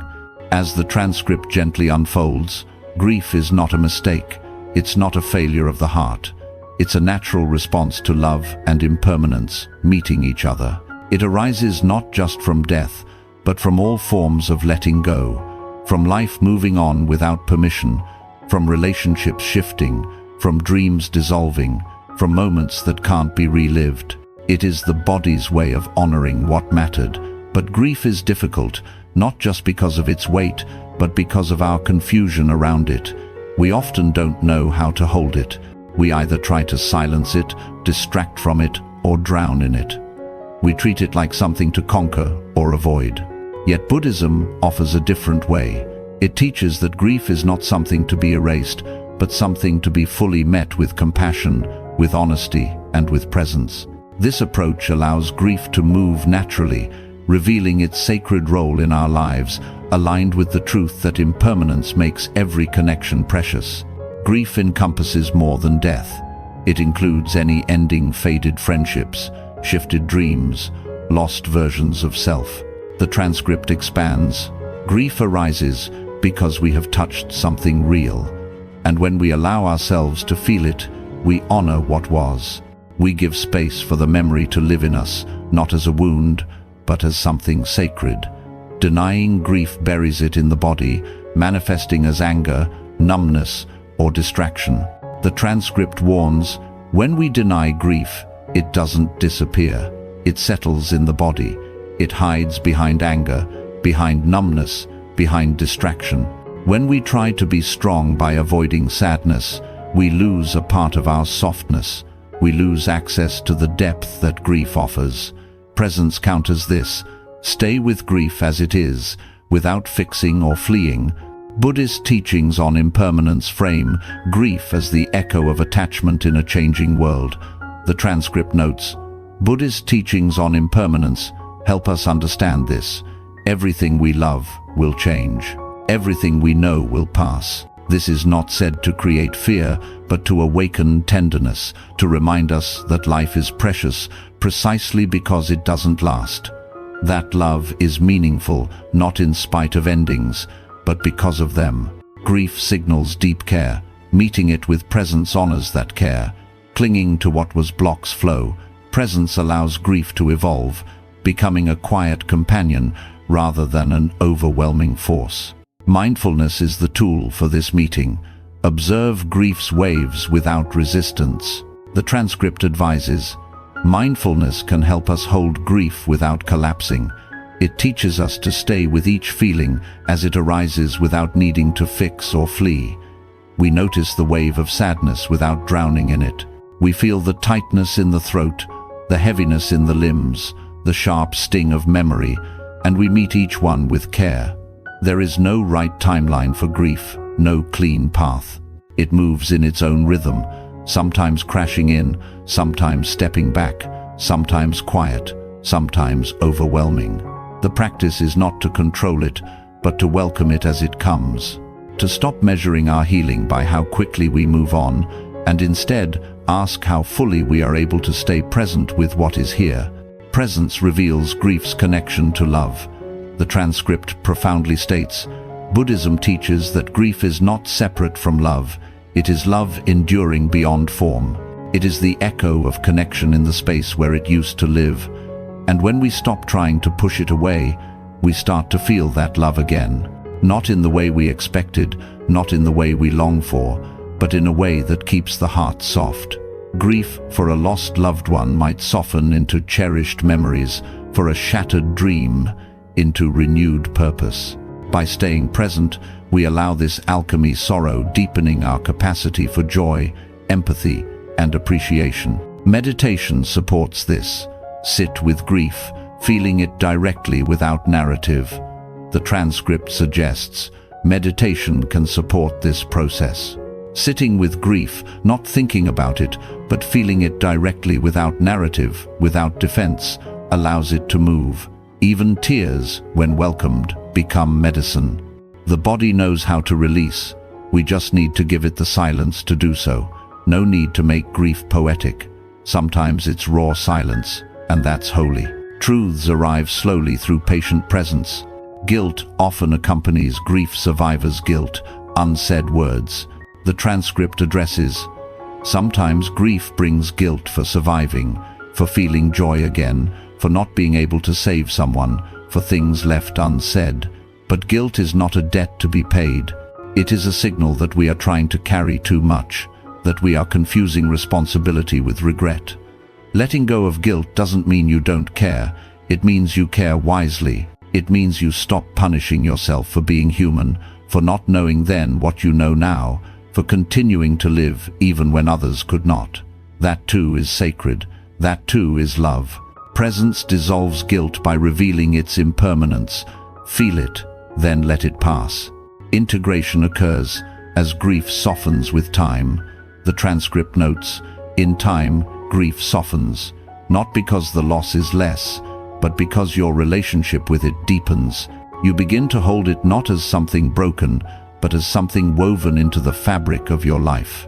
A quiet presence, a shadow that sometimes stretches long but always reminds you of where the light once was and still is. Grief becomes a companion, teaching presence's preciousness, nothing taken for granted, love expressed fully. The transcript adds, grief teaches us that presence is the most precious thing we have, that nothing can be taken for granted, that love is not about holding tightly, but about being here fully. And the more we live with that understanding, the more gently we move through the world. We start to listen more, to pause more, to look into someone's eyes and really see them, because we know how quickly it can all change. Rituals facilitate presence, lighting a candle, writing letters, speaking to the absent. The transcript suggests rituals can help not to make grief disappear, but to give it a form, lighting a candle, writing a letter, speaking aloud to someone no longer here. Creating a space where the heart can speak without fear, where the memories can breathe without needing to be resolved. These honor grief, allowing expression without fixation. Challenges. Grief's rhythm can overwhelm, tempting escape. The transcript acknowledges it moves in its own rhythm. The practice is not to control it, but to welcome it as it comes. Return to breath when waves crash. Presence anchors. Neuroscience affirms presence with grief reduces chronic stress, promoting emotional regulation. The transcript mentions the body shifts into repair mode, the mind softens. In relationships, presence with grief fosters connection. Share sorrow openly, hold space for others. The transcript implies, as grief becomes less of a wound and more of a thread in your heart, you begin to see others differently too. You recognize the quiet weight behind their words. You hold their sorrow with more care because you've touched your own and found that it did not break you, it opened you. Ultimately, meeting grief with presence liberates. Freedom from fighting it, from believing unchanging wholeness, requires no grief. The transcript concludes, this is the liberation of grief. Not freedom from feeling, but freedom from fighting it. Freedom from the belief that you must be unchanged to be whole. You begin to trust that life continues not as a replacement, but as a continuation, that you are still allowed to smile, to grow, to open, even with the ache. Grief teaches beauty in aching reality, opening us to life honest, whole, alive. Non-attachment in relationships. Non-attachment in relationships is a liberating principle in Buddhist wisdom, one that allows love to flourish without the weight of possession or expectation, transforming connections from sources of suffering to spaces of mutual freedom and growth. As the transcript thoughtfully reveals, non-attachment does not mean emotional disconnection. It means refusing to burden others with your fears and desires, disguised as love. When love is entangled with control, it becomes heavy, it becomes fragile. But when you offer it with an open hand instead of a closed fist, it becomes healing, it becomes trust. This approach invites us to release the grip on how relationships should be, honoring both our own peace and the autonomy of others, in harmony with the Buddhist teaching that true compassion arises from letting go, fostering connections rooted in presence rather than clinging. In relationships, attachment often manifests as subtle demands, expecting partners to fulfill unspoken needs, fearing change, or clinging to past versions of the bond. The transcript highlights, when you no longer demand they meet your image of them, they can finally show up as themselves. That is a rare form of compassion. We unconsciously tie our happiness to others' behaviors, creating invisible contracts. When unmet, resentment builds, turning love into a battlefield. Non-attachment counters this by recognizing people as evolving beings, not extensions of our desires. The transcript notes, sometimes people grow in different directions. What once felt like harmony becomes tension. What once felt supportive becomes limiting. And when that shift happens, the mind often fights it. It tries to hold on to the history, the potential, the idea of who this person was or could be. Buddhism teaches non-attachment as metta, in action loving kindness that wishes well without possession. The transcript explains, metta is not about staying in what hurts you. It is about wishing well even when paths diverge. It is the quiet strength that allows you to honor both your boundaries and your heart at the same time. And this is where true compassion begins, not in clinging to what no longer fits, but in letting go with tenderness instead of blame. Letting go becomes an act of love. When a relationship no longer aligns with growth or well-being, release it gently, without anger. The transcript affirms, choosing to leave a relationship or to step back from someone you care about doesn't mean you failed. It means you listened deeply, that you valued your peace enough to protect it, that you understood love is not measured by endurance alone. Staying is not always love. Sometimes love says gently, I cannot continue like this. This non-attachment applies to all connections, romantic, familial, friendships. Clinging arises from fear. If we don't hold tightly, we lose. But the transcript counters, when we stay in resentment or when we give more than we can sustain, we don't actually serve the relationship. We begin to damage it, and both people suffer. Walking away when done with awareness and heart can be the most loving act available. It honors what was without forcing continuation. Even in parting, metta prevails. Wish them peace, growth, happiness. This release creates space for new forms, perhaps friendship, or simply gratitude for shared time. Presence is key to non-attachment. Meet the relationship as it is now, not as memory or fantasy. The transcript advises, presence asks something different. It asks you to see what is clearly without delusion, and from that clarity, to make a choice that honors the truth. Mindfully observe dynamics. Notice when attachment breeds tension, like jealousy or control. Pause, breathe, ask, am I holding out of love or fear? This clarity prevents projection, imposing past wounds onto current bonds. The transcript notes, when you don't need them to agree to approve or to validate your story, you can meet people where they are without demanding that they match your image of yourself. Non-attachment transforms how we love, generously, without manipulation. The transcript describes, in relationships, it means showing up fully without manipulating someone into being who you need them to be. Love without trying to possess, care without needing control, show up fully and then release the outcome. This is not indifference, it's freedom with presence. Partners feel safe to be authentic, not performative. Trust deepens as non-attachment signals, I love you as you are, evolving freely. And grief often accompanies this letting go, especially in living separations. The transcript explores, letting go of someone still alive is one of the hardest things the heart will ever do, especially when love is still present in some form.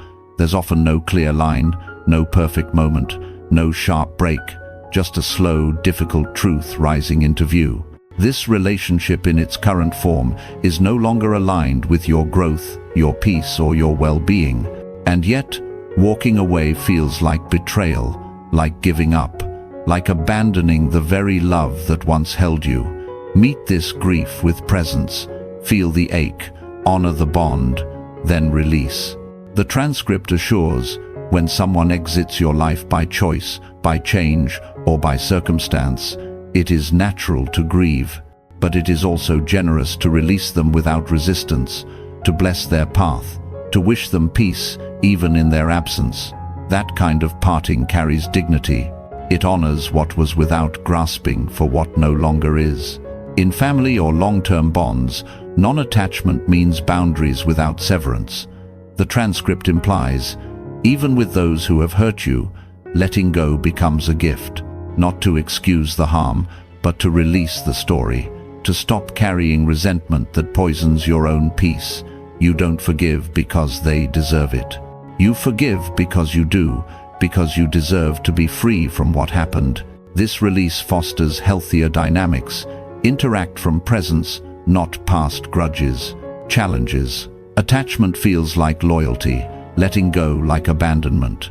The transcript addresses, metta is not about staying in what hurts you. It is about wishing well, even when paths diverge. Practice metta. May you be well, may I be well. This softens fear, reminding non-attachment preserves love's essence beyond form. Neuroscience supports. Non-attachment reduces stress, enhancing emotional regulation. The transcript mentions, when you loosen your grip, the moment becomes enough. You stop needing it to prove anything. In daily practice, cultivate non-attachment. Notice clinging urges, pause, release with breath. The transcript suggests you learn to respond instead of react. You learn to listen instead of control. Over time, relationships become lighter, deeper, rooted in mutual freedom. Ultimately, non-attachment in relationships is radical love, free, present, unpossessed. The transcript concludes, the generosity of letting go is about choosing to no longer hold people responsible for your inner weather. It invites everyone to move more gently. It removes the need to control and replaces it with the willingness to witness. By releasing, we create space for authentic bonds, where love flows without chains, enduring in its truest form. Overcoming resistance to healing. Overcoming resistance to healing is a delicate yet essential step in the Buddhist path, where we confront the subtle fears and habits that keep us anchored to suffering, allowing us to step into the spaciousness of peace. As the transcript discerningly explores, this is the paradox. Healing is not always blocked by pain itself, but by the fear of what comes after it. The fear of losing the story, the familiarity, even the attention that suffering brings. Some part of the mind resists peace, not because it doesn't want it, but because peace feels unfamiliar. Resistance manifests in myriad ways: doubt, sabotage, or clinging to pain's identity, but through mindful inquiry and compassion, we can gently dissolve these barriers, embracing healing as a natural unfolding rather than a forced achievement, in line with the Buddhist insight that true freedom arises from letting go of the need to suffer. Resistance often hides in the shadows of familiarity, where pain feels like a known companion and healing an uncertain stranger. The transcript illuminates, there is often grief in healing. Not just grief for what happened, but grief for what you must leave behind. And this includes the identity shaped by suffering.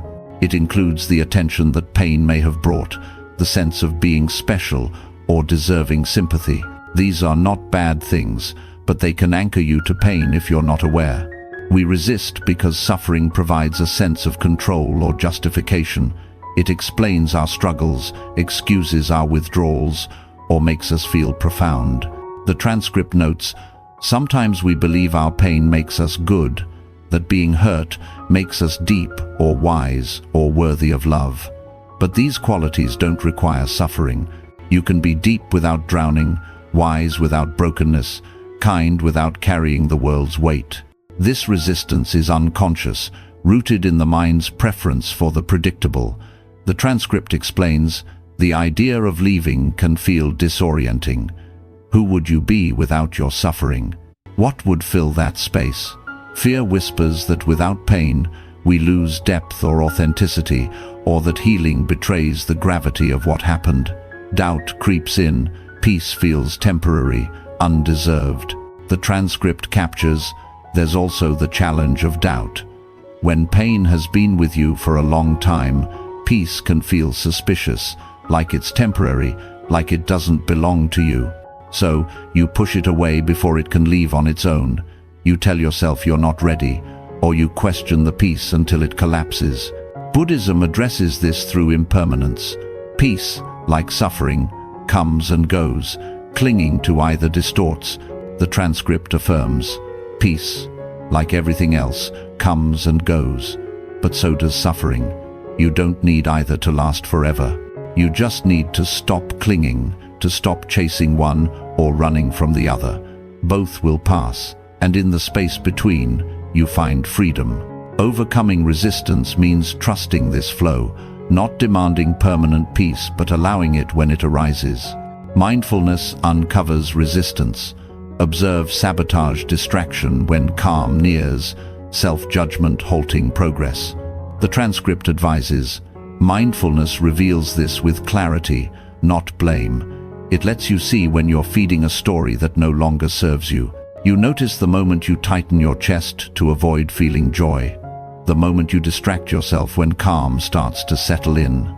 Label, resistance arising. Breathe, inquire, what fear drives this? Often, it's losing identity or facing the unknown. The transcript asks, sit with the stockiness to feel the fear that says, if I let this go, I won't know who I am. To meet it gently, to breathe through it. Compassion dissolves resistance's grip. Shame yourself for clinging, and it strengthens. Meet with kindness, and it softens. The transcript stresses, the practice is not to shame yourself for being stuck. It's to sit with the stockiness, and to remind yourself you are more than your pain. Offer metta to the resistant part. May this fear be eased. May I heal gently. This acknowledges human vulnerability without judgment. Resistance can moralize suffering. Enduring pain proves depth or loyalty. The transcript challenges, there is nothing noble about staying in pain longer than you need to. You do not have to suffer endlessly to prove you were hurt. You do not need to stay broken to be lovable. You are allowed to heal. You are allowed to release. You are allowed to feel peace, even if no one apologized, even if no one understood, even if you don't know what comes next. Healing isn't betrayal. It's reclaiming power. The transcript notes, the subtle belief that healing is betrayal, that if you stop suffering, you're minimizing what happened. But forgiveness, like healing, is not for them. It's for you. Overcoming also means addressing responsibility avoidance. The transcript observes, another hidden layer of attachment to suffering is taking responsibility not for what happened, but for what happens next. As long as you stay hurt, you can point backward, you can avoid stepping into your power, but healing calls you into agency. It asks you to respond, to participate, to stop waiting for someone else to make it better. And this can be confronting. Power brings choice, choice brings risk, but choice also brings freedom. Mindfulness empowers wise choices. Act from clarity, not pain. The body resists too. Familiar tension feels normal. The transcript mentions the body shifts into repair mode, but when pain has been with you for a long time, peace can feel suspicious. Body practices yoga, breathwork retrain this, integrating healing physically. Neuroscience supports. Consistent mindfulness reduces resistance by strengthening prefrontal control.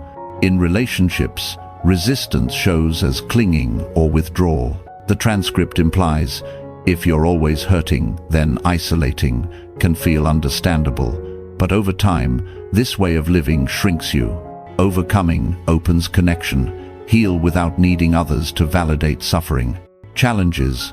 Resistance resurfaces cyclically. The transcript assures, there will be days when the pain calls you back, but awareness gives you the power to choose again. You can see the pull and say no. You can feel the fear and stay anyway. You can notice the sabotage and respond with care. Persistence, not perfection, prevails. Allowing joy, is a powerful antidote. The transcript states, "One of the most powerful acts of healing is allowing joy. Not because you're ignoring pain, but because you're not only pain. And when you begin to let joy back in, the attachment to suffering starts to loosen on its own. Joy proves life beyond pain, dissolving resistance's hold. Ultimately, overcoming resistance is a compassionate choice." The transcript concludes, "Healing is not a finish line, it's a relationship, a choice you keep making. Each time you soften toward yourself, each time you step away from the story that says, pain is your only truth, each time you let go, not because you're over it, but because you're ready for more. By meeting resistance with presence, we release its power, stepping into healing not as battle won, but as embrace of life's fullness, free, open, alive. Allowing joy amidst sorrow. Allowing joy amidst sorrow is a profound act of courage in Buddhist practice, a gentle rebellion against the mind's tendency to cling to suffering as the sole measure of depth or authenticity. As the transcript beautifully articulates, one of the most powerful acts of healing is allowing joy. Not because you're ignoring pain, but because you're not only pain. You're still here, still breathing, still capable of love, creativity, stillness. And when you begin to let joy back in, the attachment to suffering starts to loosen on its own.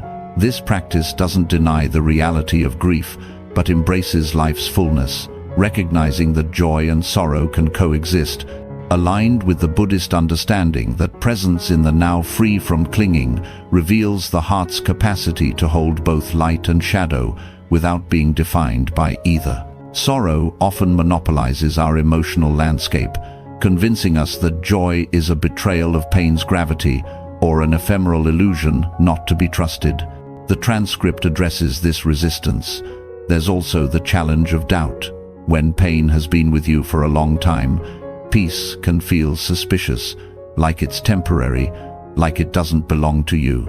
So, you push it away before it can leave on its own. This doubt stems from the belief that suffering validates our experiences, making joy feel like a dismissal of what mattered.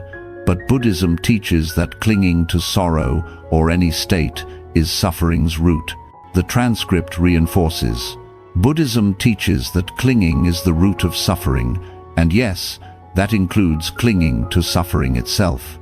Allowing joy doesn't erase sorrow, it expands the heart to include both, fostering wholeness. The practice begins with mindfulness, noticing when we reject joy. The transcript advises, you notice the moment you tighten your chest to avoid feeling joy. The moment you distract yourself when calm starts to settle in, you begin to see the habits that keep you cycling back to discomfort, not because you love it, but because it feels like part of who you are. In meditation, observe joys arising, perhaps a fleeting warmth or lightness, without dismissing it as not enough or not real. Label joy arising, breathe into it, and let it be without needing it to last. This counters the habit of pushing joy away, training the mind to rest in its presence. Compassion supports this allowance. Self-judgment often blocks joy. I don't deserve this while grieving. The transcript counters. You do not have to suffer endlessly to prove you were hurt. You do not need to stay broken to be lovable. You are allowed to heal. You are allowed to release. You are allowed to feel peace. Even if no one apologized, even if no one understood, even if you don't know what comes next. Offer metta to the grieving self. May I feel joy, even with pain. This kindness softens resistance, affirming joy's place alongside sorrow. Impermanence, a core Buddhist principle, frames this coexistence. The transcript reminds, peace, like everything else, comes and goes, but so does suffering. You don't need either to last forever. You just need to stop clinging, to stop chasing one or running from the other. Both will pass. And in the space between, you find freedom. Joy and sorrow are impermanent. Neither defines you. By allowing both, you align with life's flow, free from fixation. The transcript's Zen story of the strawberry on the cliff illustrates, Savoring sweetness amidst danger doesn't negate peril. It honors life's fullness in the moment. In daily life, allowing joy means embracing small moments, a laugh, a breeze, a kind gesture without guilt. The transcript suggests you begin to taste the richness of effort, the beauty of small steps. You notice how a kind word feels just as meaningful as a grand achievement, how a quiet moment of clarity can feel more fulfilling than a public success. Because your joy is no longer delayed, it's here available. Practice savoring. Sip tea slowly, listen fully, smile intentionally. These acts affirm joy's validity, even in sorrow's presence. Relationships deepen through this practice. Clinging to sorrow isolates. Allowing joy invites connection. The transcript implies, as grief becomes less of a wound and more of a thread in your heart, you begin to see others differently too. You recognize the quiet weight behind their words. You hold their sorrow with more care because you've touched your own and found that it did not break you, it opened you. Sharing joy, laughing with a friend, celebrating small wins builds bonds rooted in presence, not performance. The body reflects this shift. Sorrow tightens, joy releases. The transcript notes, when you loosen your grip, the moment becomes enough. This shift isn't just spiritual, it's biological. Neuroscience shows that when we let go of control, even temporarily, our nervous system starts to calm. Allowing joy reduces stress hormones, promoting healing. Practices like mindful movement or breathwork amplify this, grounding joy in the body. Challenges arise. Guilt or fear can block joy, whispering it dishonors loss.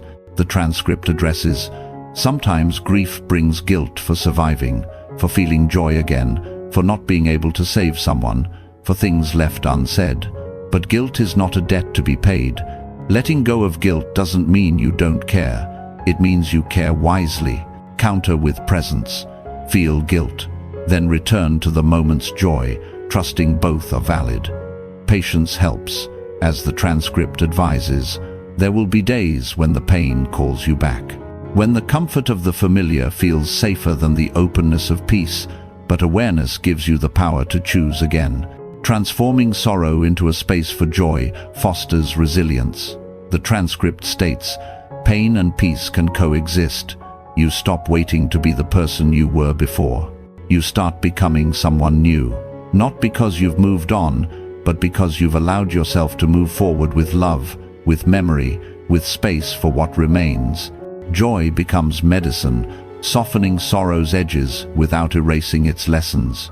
Ultimately, allowing joy amidst sorrow is liberation, not denying pain, but embracing life's fullness. The transcript concludes, you're not here to repeat old pain forever. You're here to notice it, learn from it, and move through it. You are allowed to feel peace. By weaving joy into sorrow's fabric, we live wholly heart-open, present, alive, honoring loss, while celebrating being, finding freedom in the tender balance of both, presence, generosity, and silent wisdom. Living in the now without future craving.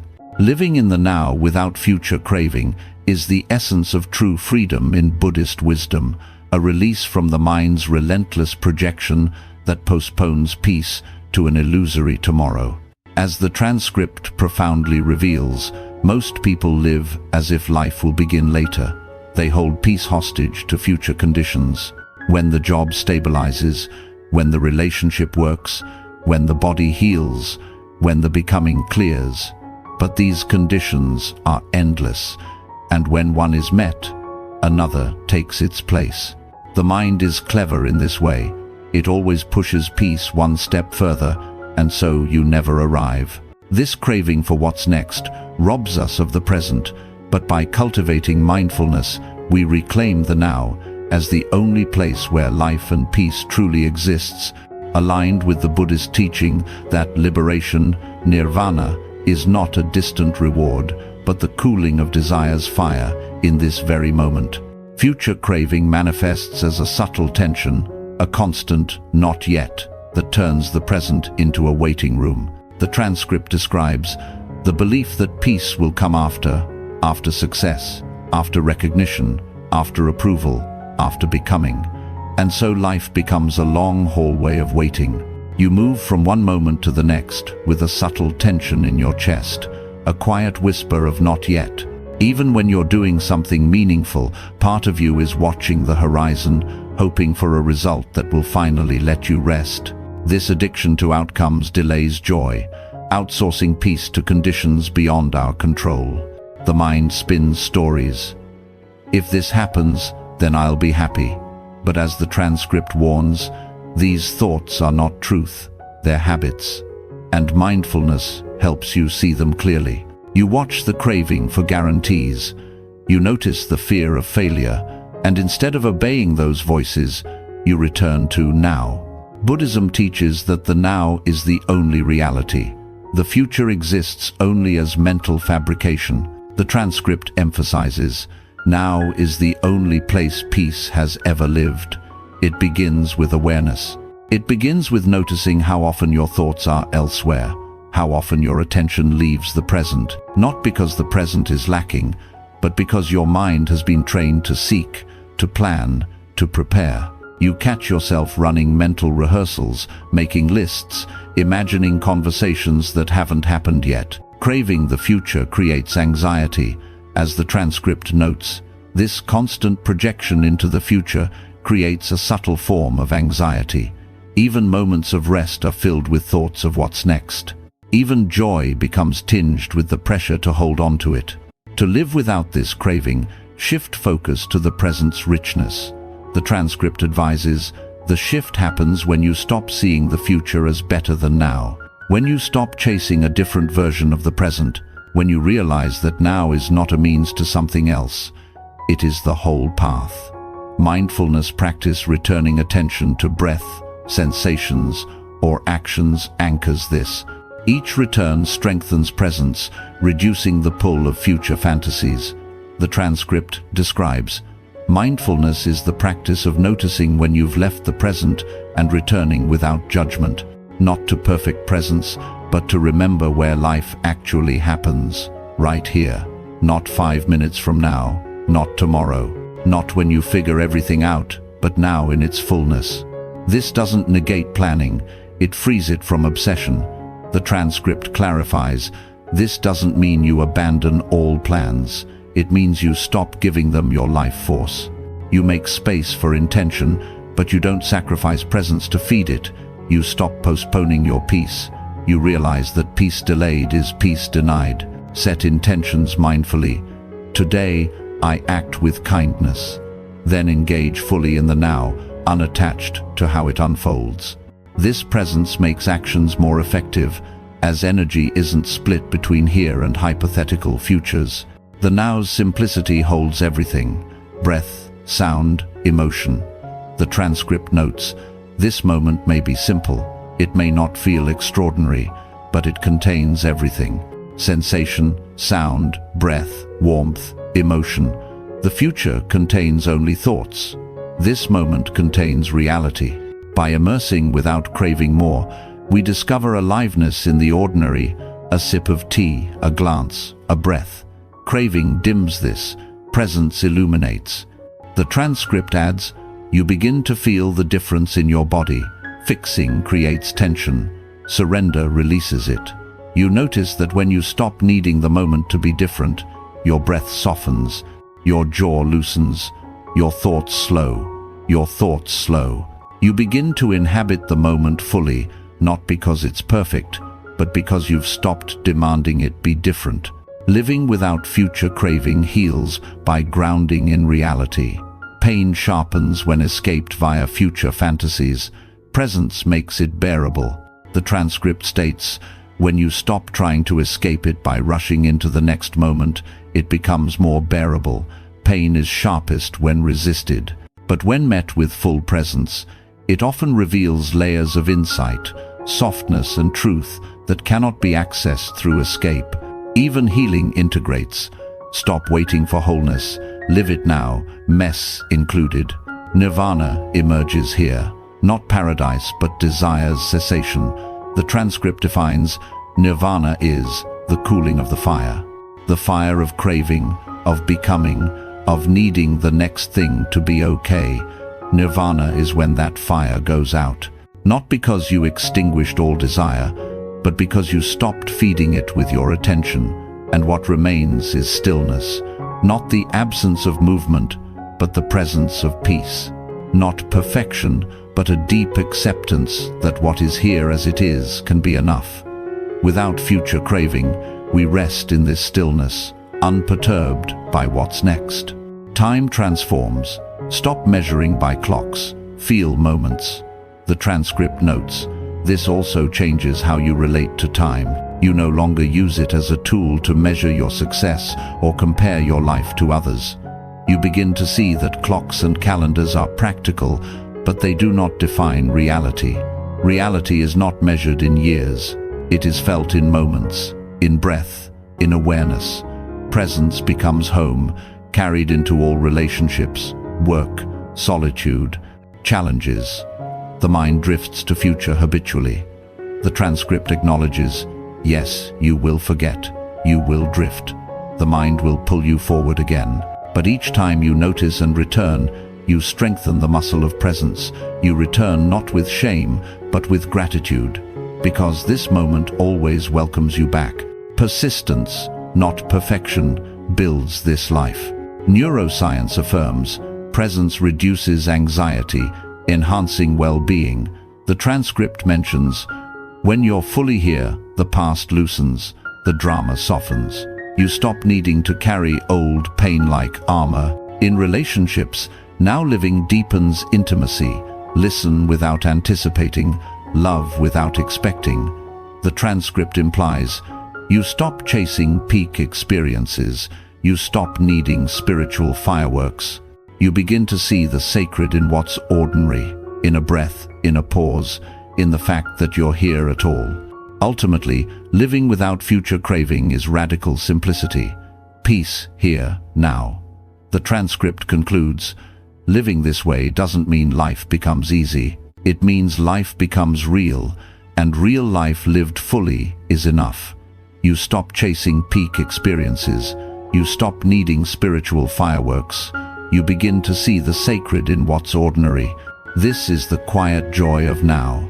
It asks for nothing, it promises nothing, but it gives everything. By dwelling in the now, we awaken to life's true gift, presence itself, uncarved, unbound, alive.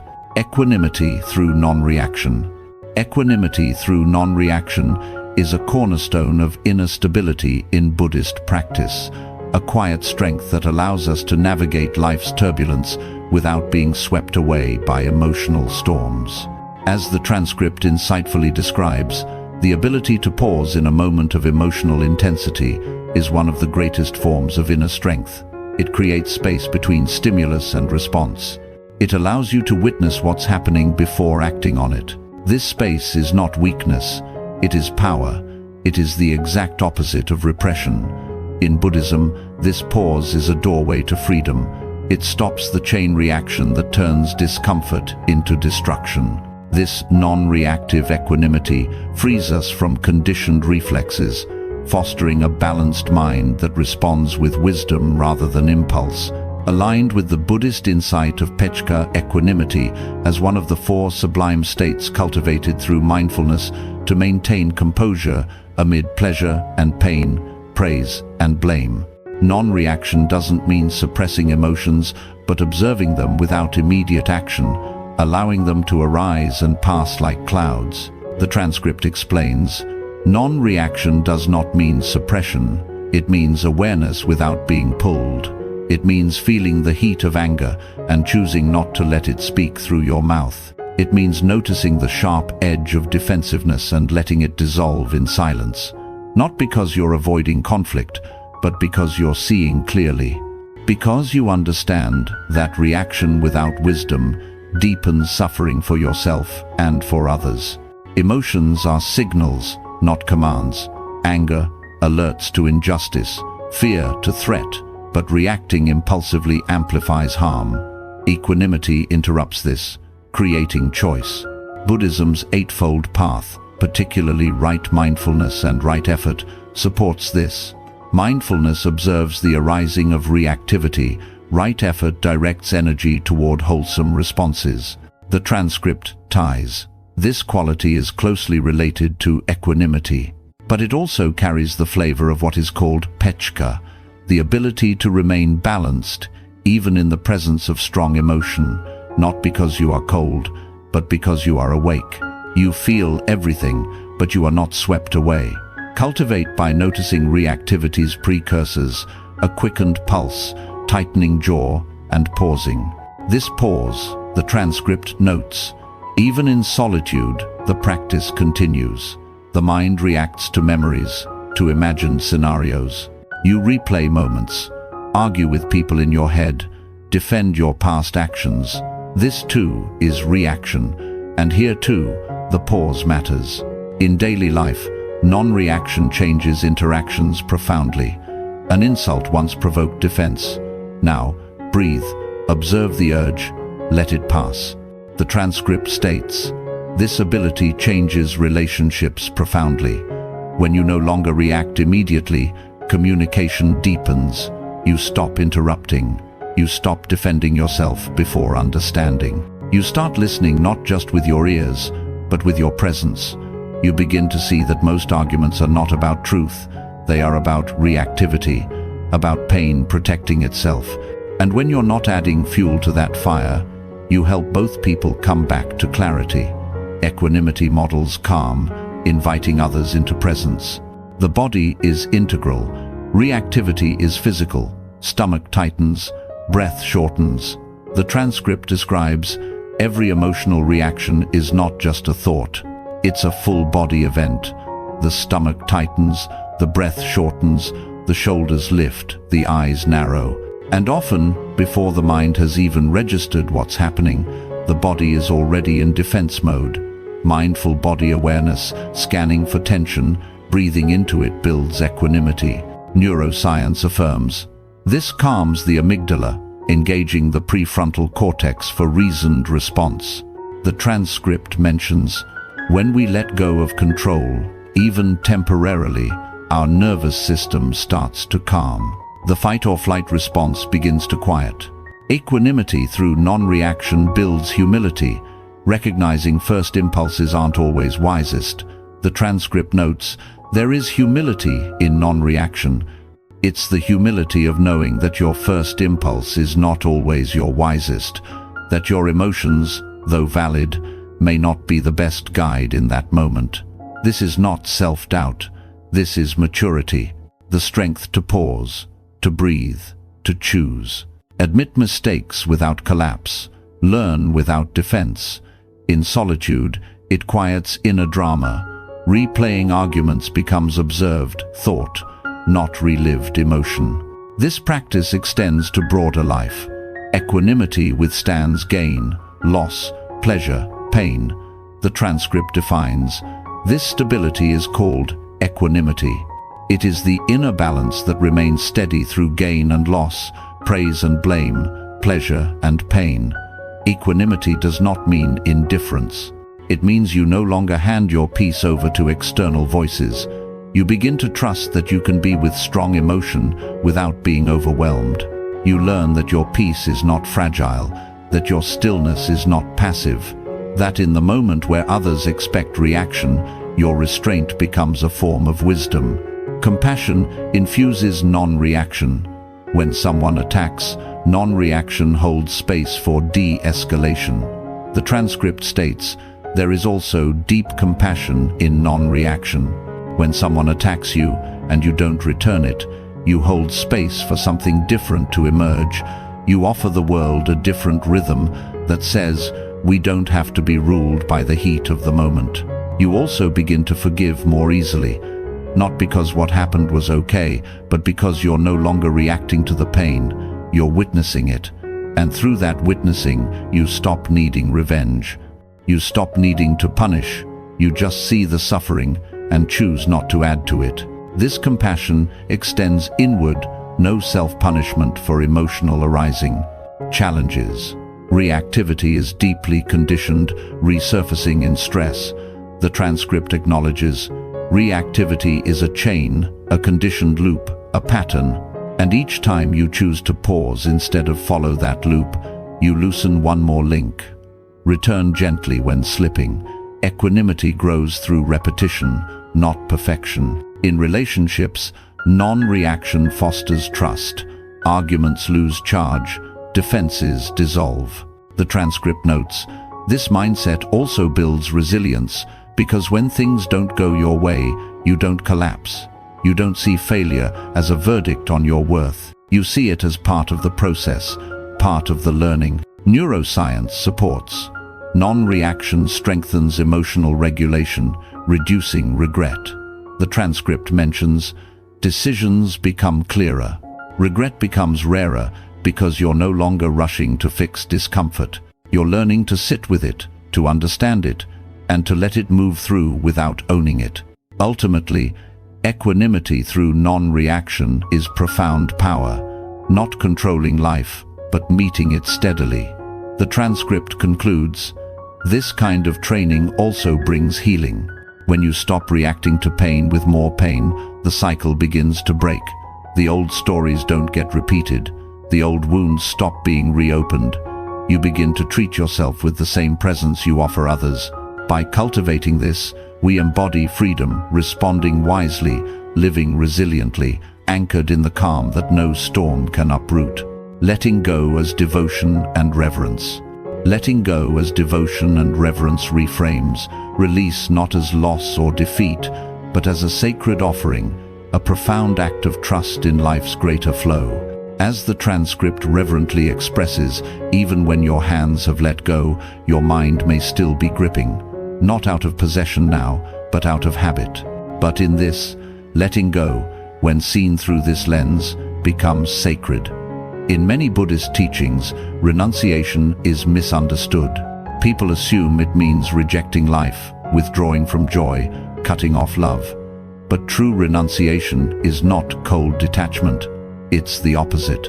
It's the willingness to stop clinging to what you love, so that love can move freely.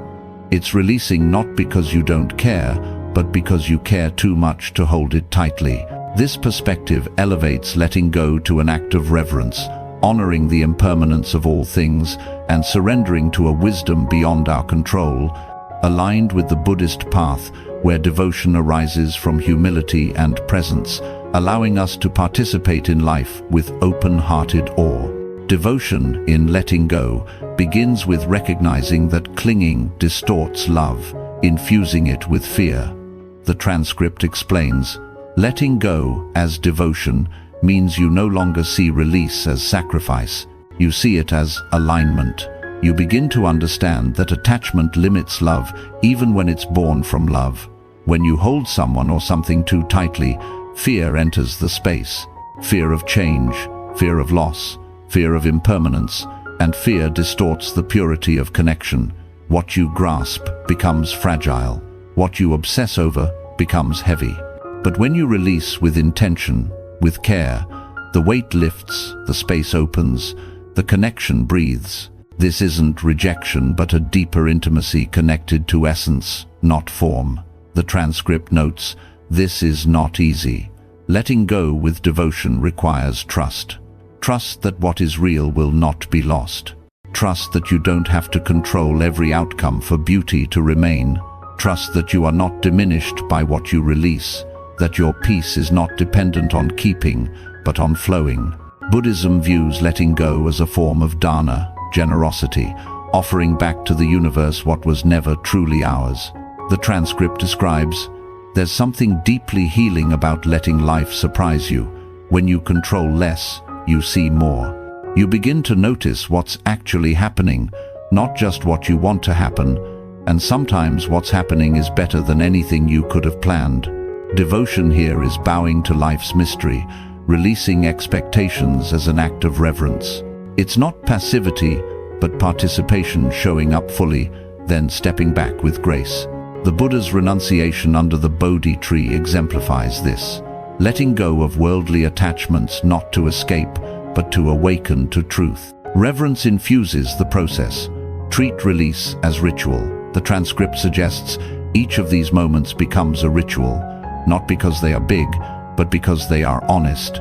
When letting go of a dream, relationship, or self-image, pause, acknowledge its gift, then offer it back with gratitude. This honors impermanence without resentment. The transcript adds, letting go as devotion also means that you begin to honor what has already been. You stop needing more to validate what you had. You stop demanding permanence to prove meaning. The relationship that ended, the dream that shifted, the version of you that no longer fits, all of it is still sacred. You let it return to the earth, not because it failed, but because it was complete. Trust is the foundation of this devotion, not in outcomes, but in life's benevolence. The transcript affirms, this kind of letting go is full of love, not emotion, but love as clarity, as the willingness to allow reality to be what it is, not what you wish it would be. This is not indifference. It is the purest form of engagement. You're no longer trying to shape life into your idea of it. You're bowing to life as it reveals itself. Cultivate trust through small surrenders. Release a worry, soften a grip on plans, meet uncertainty with breath. Over time, this builds faith that letting go doesn't end beauty, but invites new forms. In relationships, devotion through letting go means loving without ownership. The transcript notes, you start to love without trying to possess. You offer your presence without trying to control what it gives you in return. You become more generous, not because you have less need, but because your need is no longer desperate. You are grounded in something deeper than having. You are grounded in being. This reverence allows bonds to evolve or end gracefully, honoring each person's path. When parting, release with blessing. Trusting love transcends form. Letting go as devotion shifts self-relationship. Release pressure to be fixed or perfect. The transcript states, you stop clinging to who you think you should be. You let go of the pressure to always be improving. You stop gripping past versions of yourself. You allow growth to happen naturally, not as a project, but as a response to life. You stop performing for your own approval. You begin to trust that who you are in this moment is enough. This self-devotion fosters humility, surrender to your unfolding mystery. Even in suffering, devotion reframes release. The transcript explains, letting go as devotion is also a response to suffering. When pain comes, you hold it with kindness, but you don't become it. You let it be what it is, not what you wish it would be. From there, you discover a kind of peace that doesn't depend on anything staying the same. Devotion meets pain reverently, trusting its impermanence without force. The practice is daily. Notice gripping, soften with intention. I release this with love. The transcript suggests letting go becomes a daily prayer.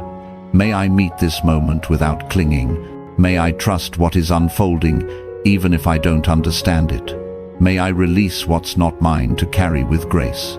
Breath by breath, this cultivates reverence, shifting from fear to faith. Challenges. Letting go can feel like loss, devotion abstract. The transcript acknowledges, at first, letting go feels terrifying, like stepping off a ledge, but the ledge was a story. Once that illusion starts to dissolve, something softer appears underneath. Start small, build through repetition. Neuroscience supports, release calms, devotion's trust reduces anxiety. The transcript mentions, this shift isn't just spiritual, it's biological. Neuroscience shows that when we let go of control, even temporarily, our nervous system starts to calm. In broader life, devotion through letting go invites surprise. The transcript notes, there's something deeply healing about letting life surprise you. When you control less, you see more. Sometimes what's happening is better than anything you could have planned. Reverence allows this, trusting life's intelligence. Ultimately, letting go as devotion is sacred surrender, offering attachments back to the flow. The transcript concludes, letting go as devotion is the recognition that everything is borrowed, so you hold it gently with gratitude, and when it's time to release, you do so with reverence. Surrender is not giving up. It's giving into something larger, something wiser, something kinder than control. And with every release, you return not to emptiness, but to space, not to loss, but to truth. You become less afraid of endings, less obsessed with beginnings, more at home in what is. This is the sacredness of letting go, not a loss of power, but the rediscovery of it, not absence, but depth, not giving up, but giving everything the chance to breathe, including yourself. And in that breath, something opens, something soft, something still, something free. The generosity of non-attachment. The generosity of non-attachment is a profound expression of compassion in Buddhist practice, where letting go becomes a gift that frees both ourselves and others from the burdens of expectation and control. As the transcript generously unfolds, letting go is not only a gift to yourself, it is a gift to others. It is generosity in its purest form. Because when you release control, expectation, and ownership, you stop holding others hostage to your attachments. You give them room to be, to change, to grow without carrying the weight of your need. This non-attachment isn't detachment or indifference, but a selfless offering, allowing relationships to thrive in authenticity and space, aligned with the Buddhist principle of dana, generosity, that extends beyond material things to include patience, understanding, and the freedom to let others be, creating a ripple of peace in our interconnected world. Non-attachment in relationships means releasing others from the invisible demands we place on them, a true act of giving. The transcript explains, the generosity of letting go is about choosing to no longer hold people responsible for your inner weather, choosing to no longer punish them with your silence, your sarcasm, your withdrawal, choosing to communicate from love, not leverage. We often burden loved ones with our fears disguised as needs, expecting them to validate our worth, mirror our emotions, or remain unchanging. This creates pressure, turning connection into obligation. Generosity through non-attachment lightens this. Honor their sovereignty, allowing them to evolve without fear of disappointing you. The transcript notes, when you no longer demand they meet your image of them, they can finally show up as themselves. That is a rare form of compassion. This generosity is multifaceted, including emotional space and trust. In close bonds, we unconsciously outsource our peace to others' actions. The transcript states, in relationships, or to step back from someone you care about doesn't mean you failed. It means you listened deeply, that you valued your peace enough to protect it. Generosity means supporting without supervising, listening without correcting, witnessing without managing. When we cling, we damage. When we release, we heal. The transcript adds, when we stay in resentment or when we give more than we can sustain, we don't actually serve the relationship. We begin to damage it, and both people suffer. Walking away when done with awareness and heart can be the most loving act available. Buddhism's dana extends to relational freedom. Offer presence without possession. The transcript describes, true generosity includes patience, understanding, and freedom. And one of the most powerful offerings you can give is the release of your own expectations, expectations that were never someone else's responsibility to carry. This fosters dignity in partings and depth in continuation. Wish well even in divergence. As the transcript notes, it is also generous to release them without resistance, to bless their path, to wish them peace even in their absence. That kind of parting carries dignity. It honors what was without grasping for what no longer is. In leadership or parenting, non-attachment is generous guidance without control. The transcript implies, a generous leader is one who serves, not one who controls. When you lead without clinging to how others receive you, your leadership becomes lighter, more impactful. People follow not because they fear your reaction, but because they feel your sincerity. They feel your trust in them. In parenting, children sense freedom to grow. The transcript suggests children sense the difference between guidance and control. When you let go of needing them to validate your worth or follow your script, they become more honest. They begin to trust their own intuition. You offer wisdom without ownership, support without suffocation, and the relationship becomes rooted in mutual respect, not fear. This generosity requires inner work.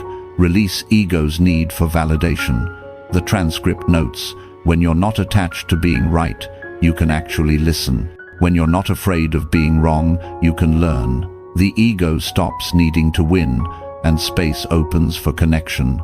Arguments lose their charge. Defenses dissolve because you're not guarding a fragile identity. Non-attachment makes us available for growth, giving others the gift of our undistorted presence. Even with hurtful people, non-attachment is generous release. The transcript states, even with those who have hurt you, letting go becomes a gift, not to excuse the harm, but to release the story. To stop carrying resentment that poisons your own peace. You don't forgive because they deserve it. You forgive because you do, because you deserve to be free from what happened. This breaks blame cycles, planting seeds for peace. The body benefits, clinging tightens, release relaxes. The transcript mentions, when you loosen your grip, the moment becomes enough. This shift isn't just spiritual, it's biological. Letting go calms the nervous system, a generous act toward our well-being. In community, non-attachment support diversity.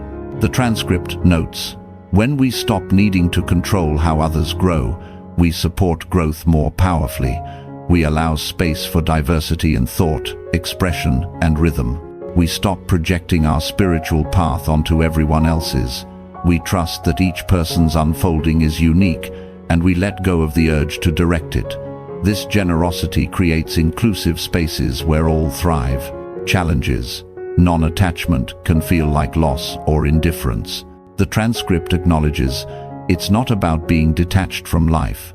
It's about being unburdened by the constant effort to maintain a version of yourself that no longer fits or never did. Start small. Notice expectations. Release one. Observe the freedom. Neuroscience affirms, non-attachment reduces anxiety, enhancing empathy. The transcript implies, when you're not obsessed with outcomes, you stop trying to control people.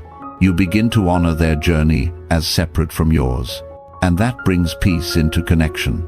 Daily practice. In interactions, pause, ask, am I holding lightly?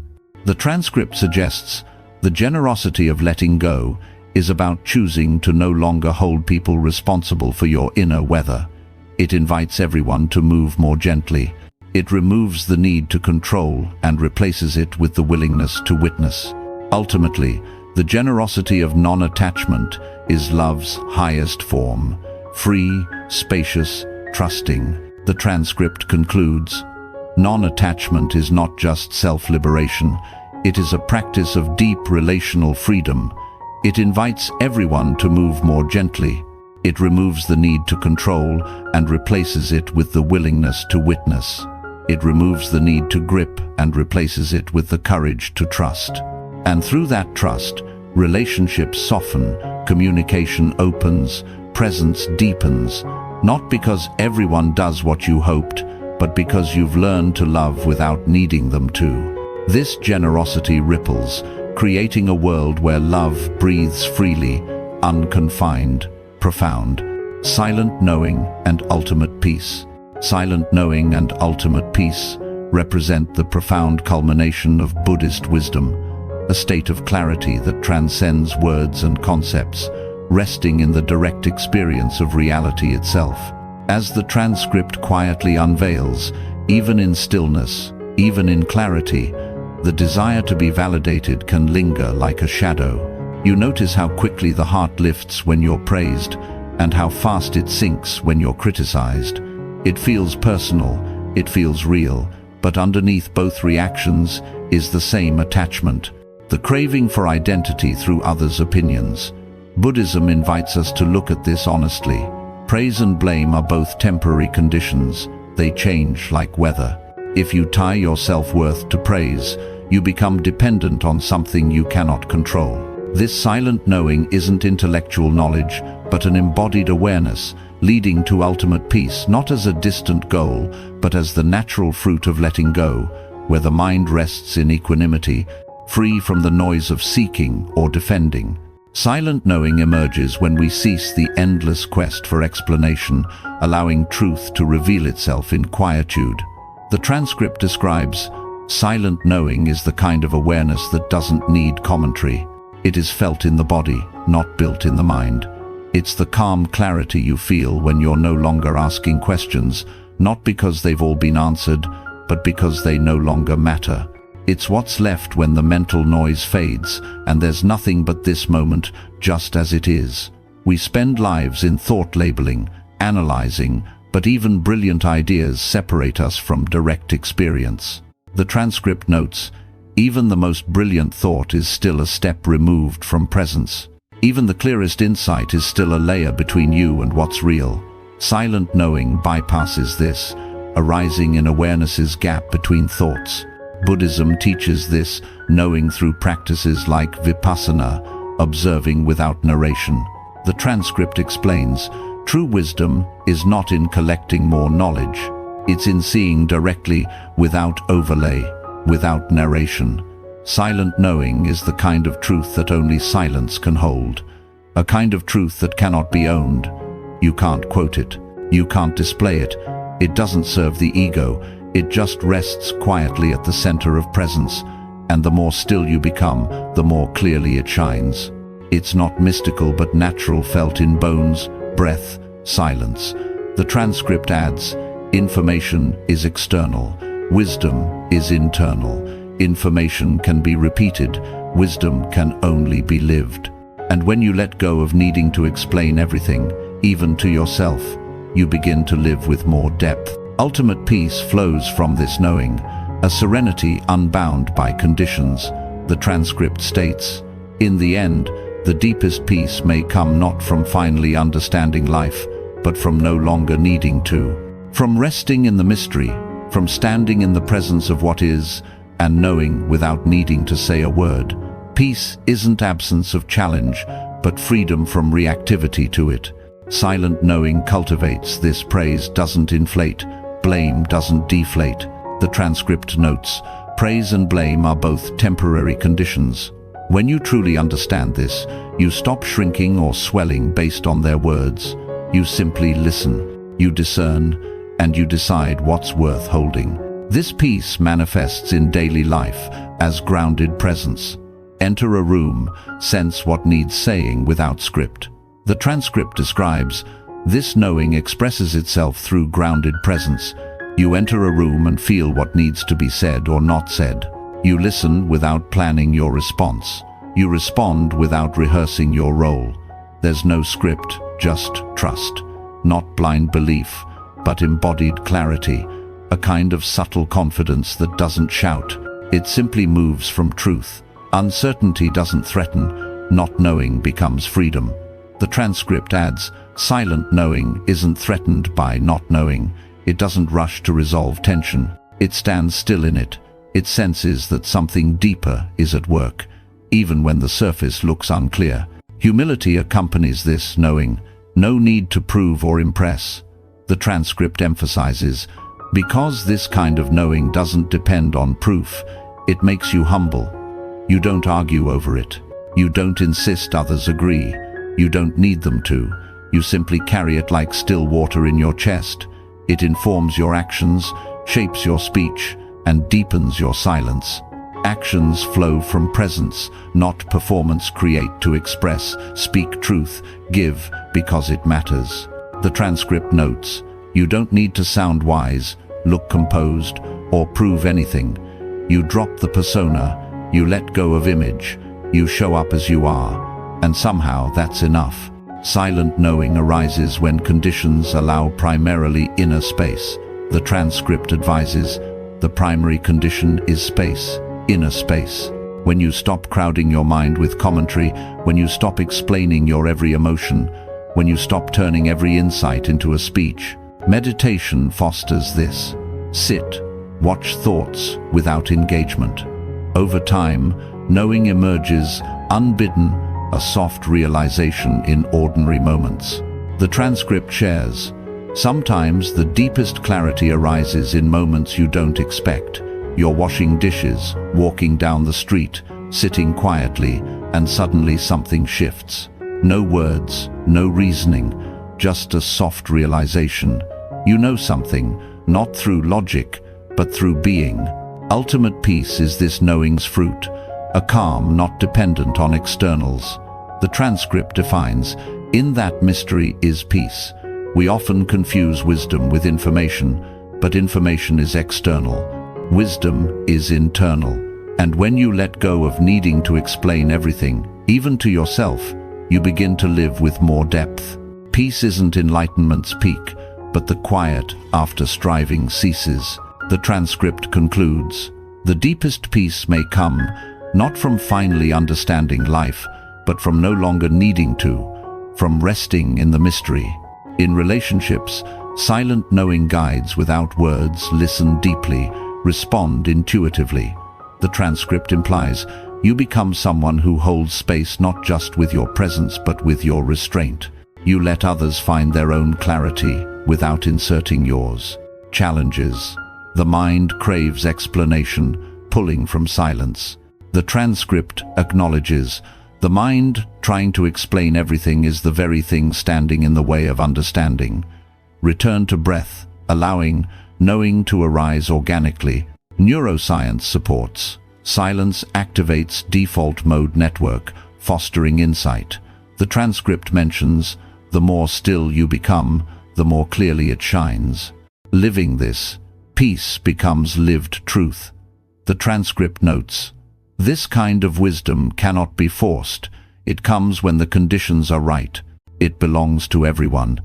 It is your nature remembered. In silent knowing, we find ultimate peace not in answers, but in the serene acceptance of being, wordless, whole,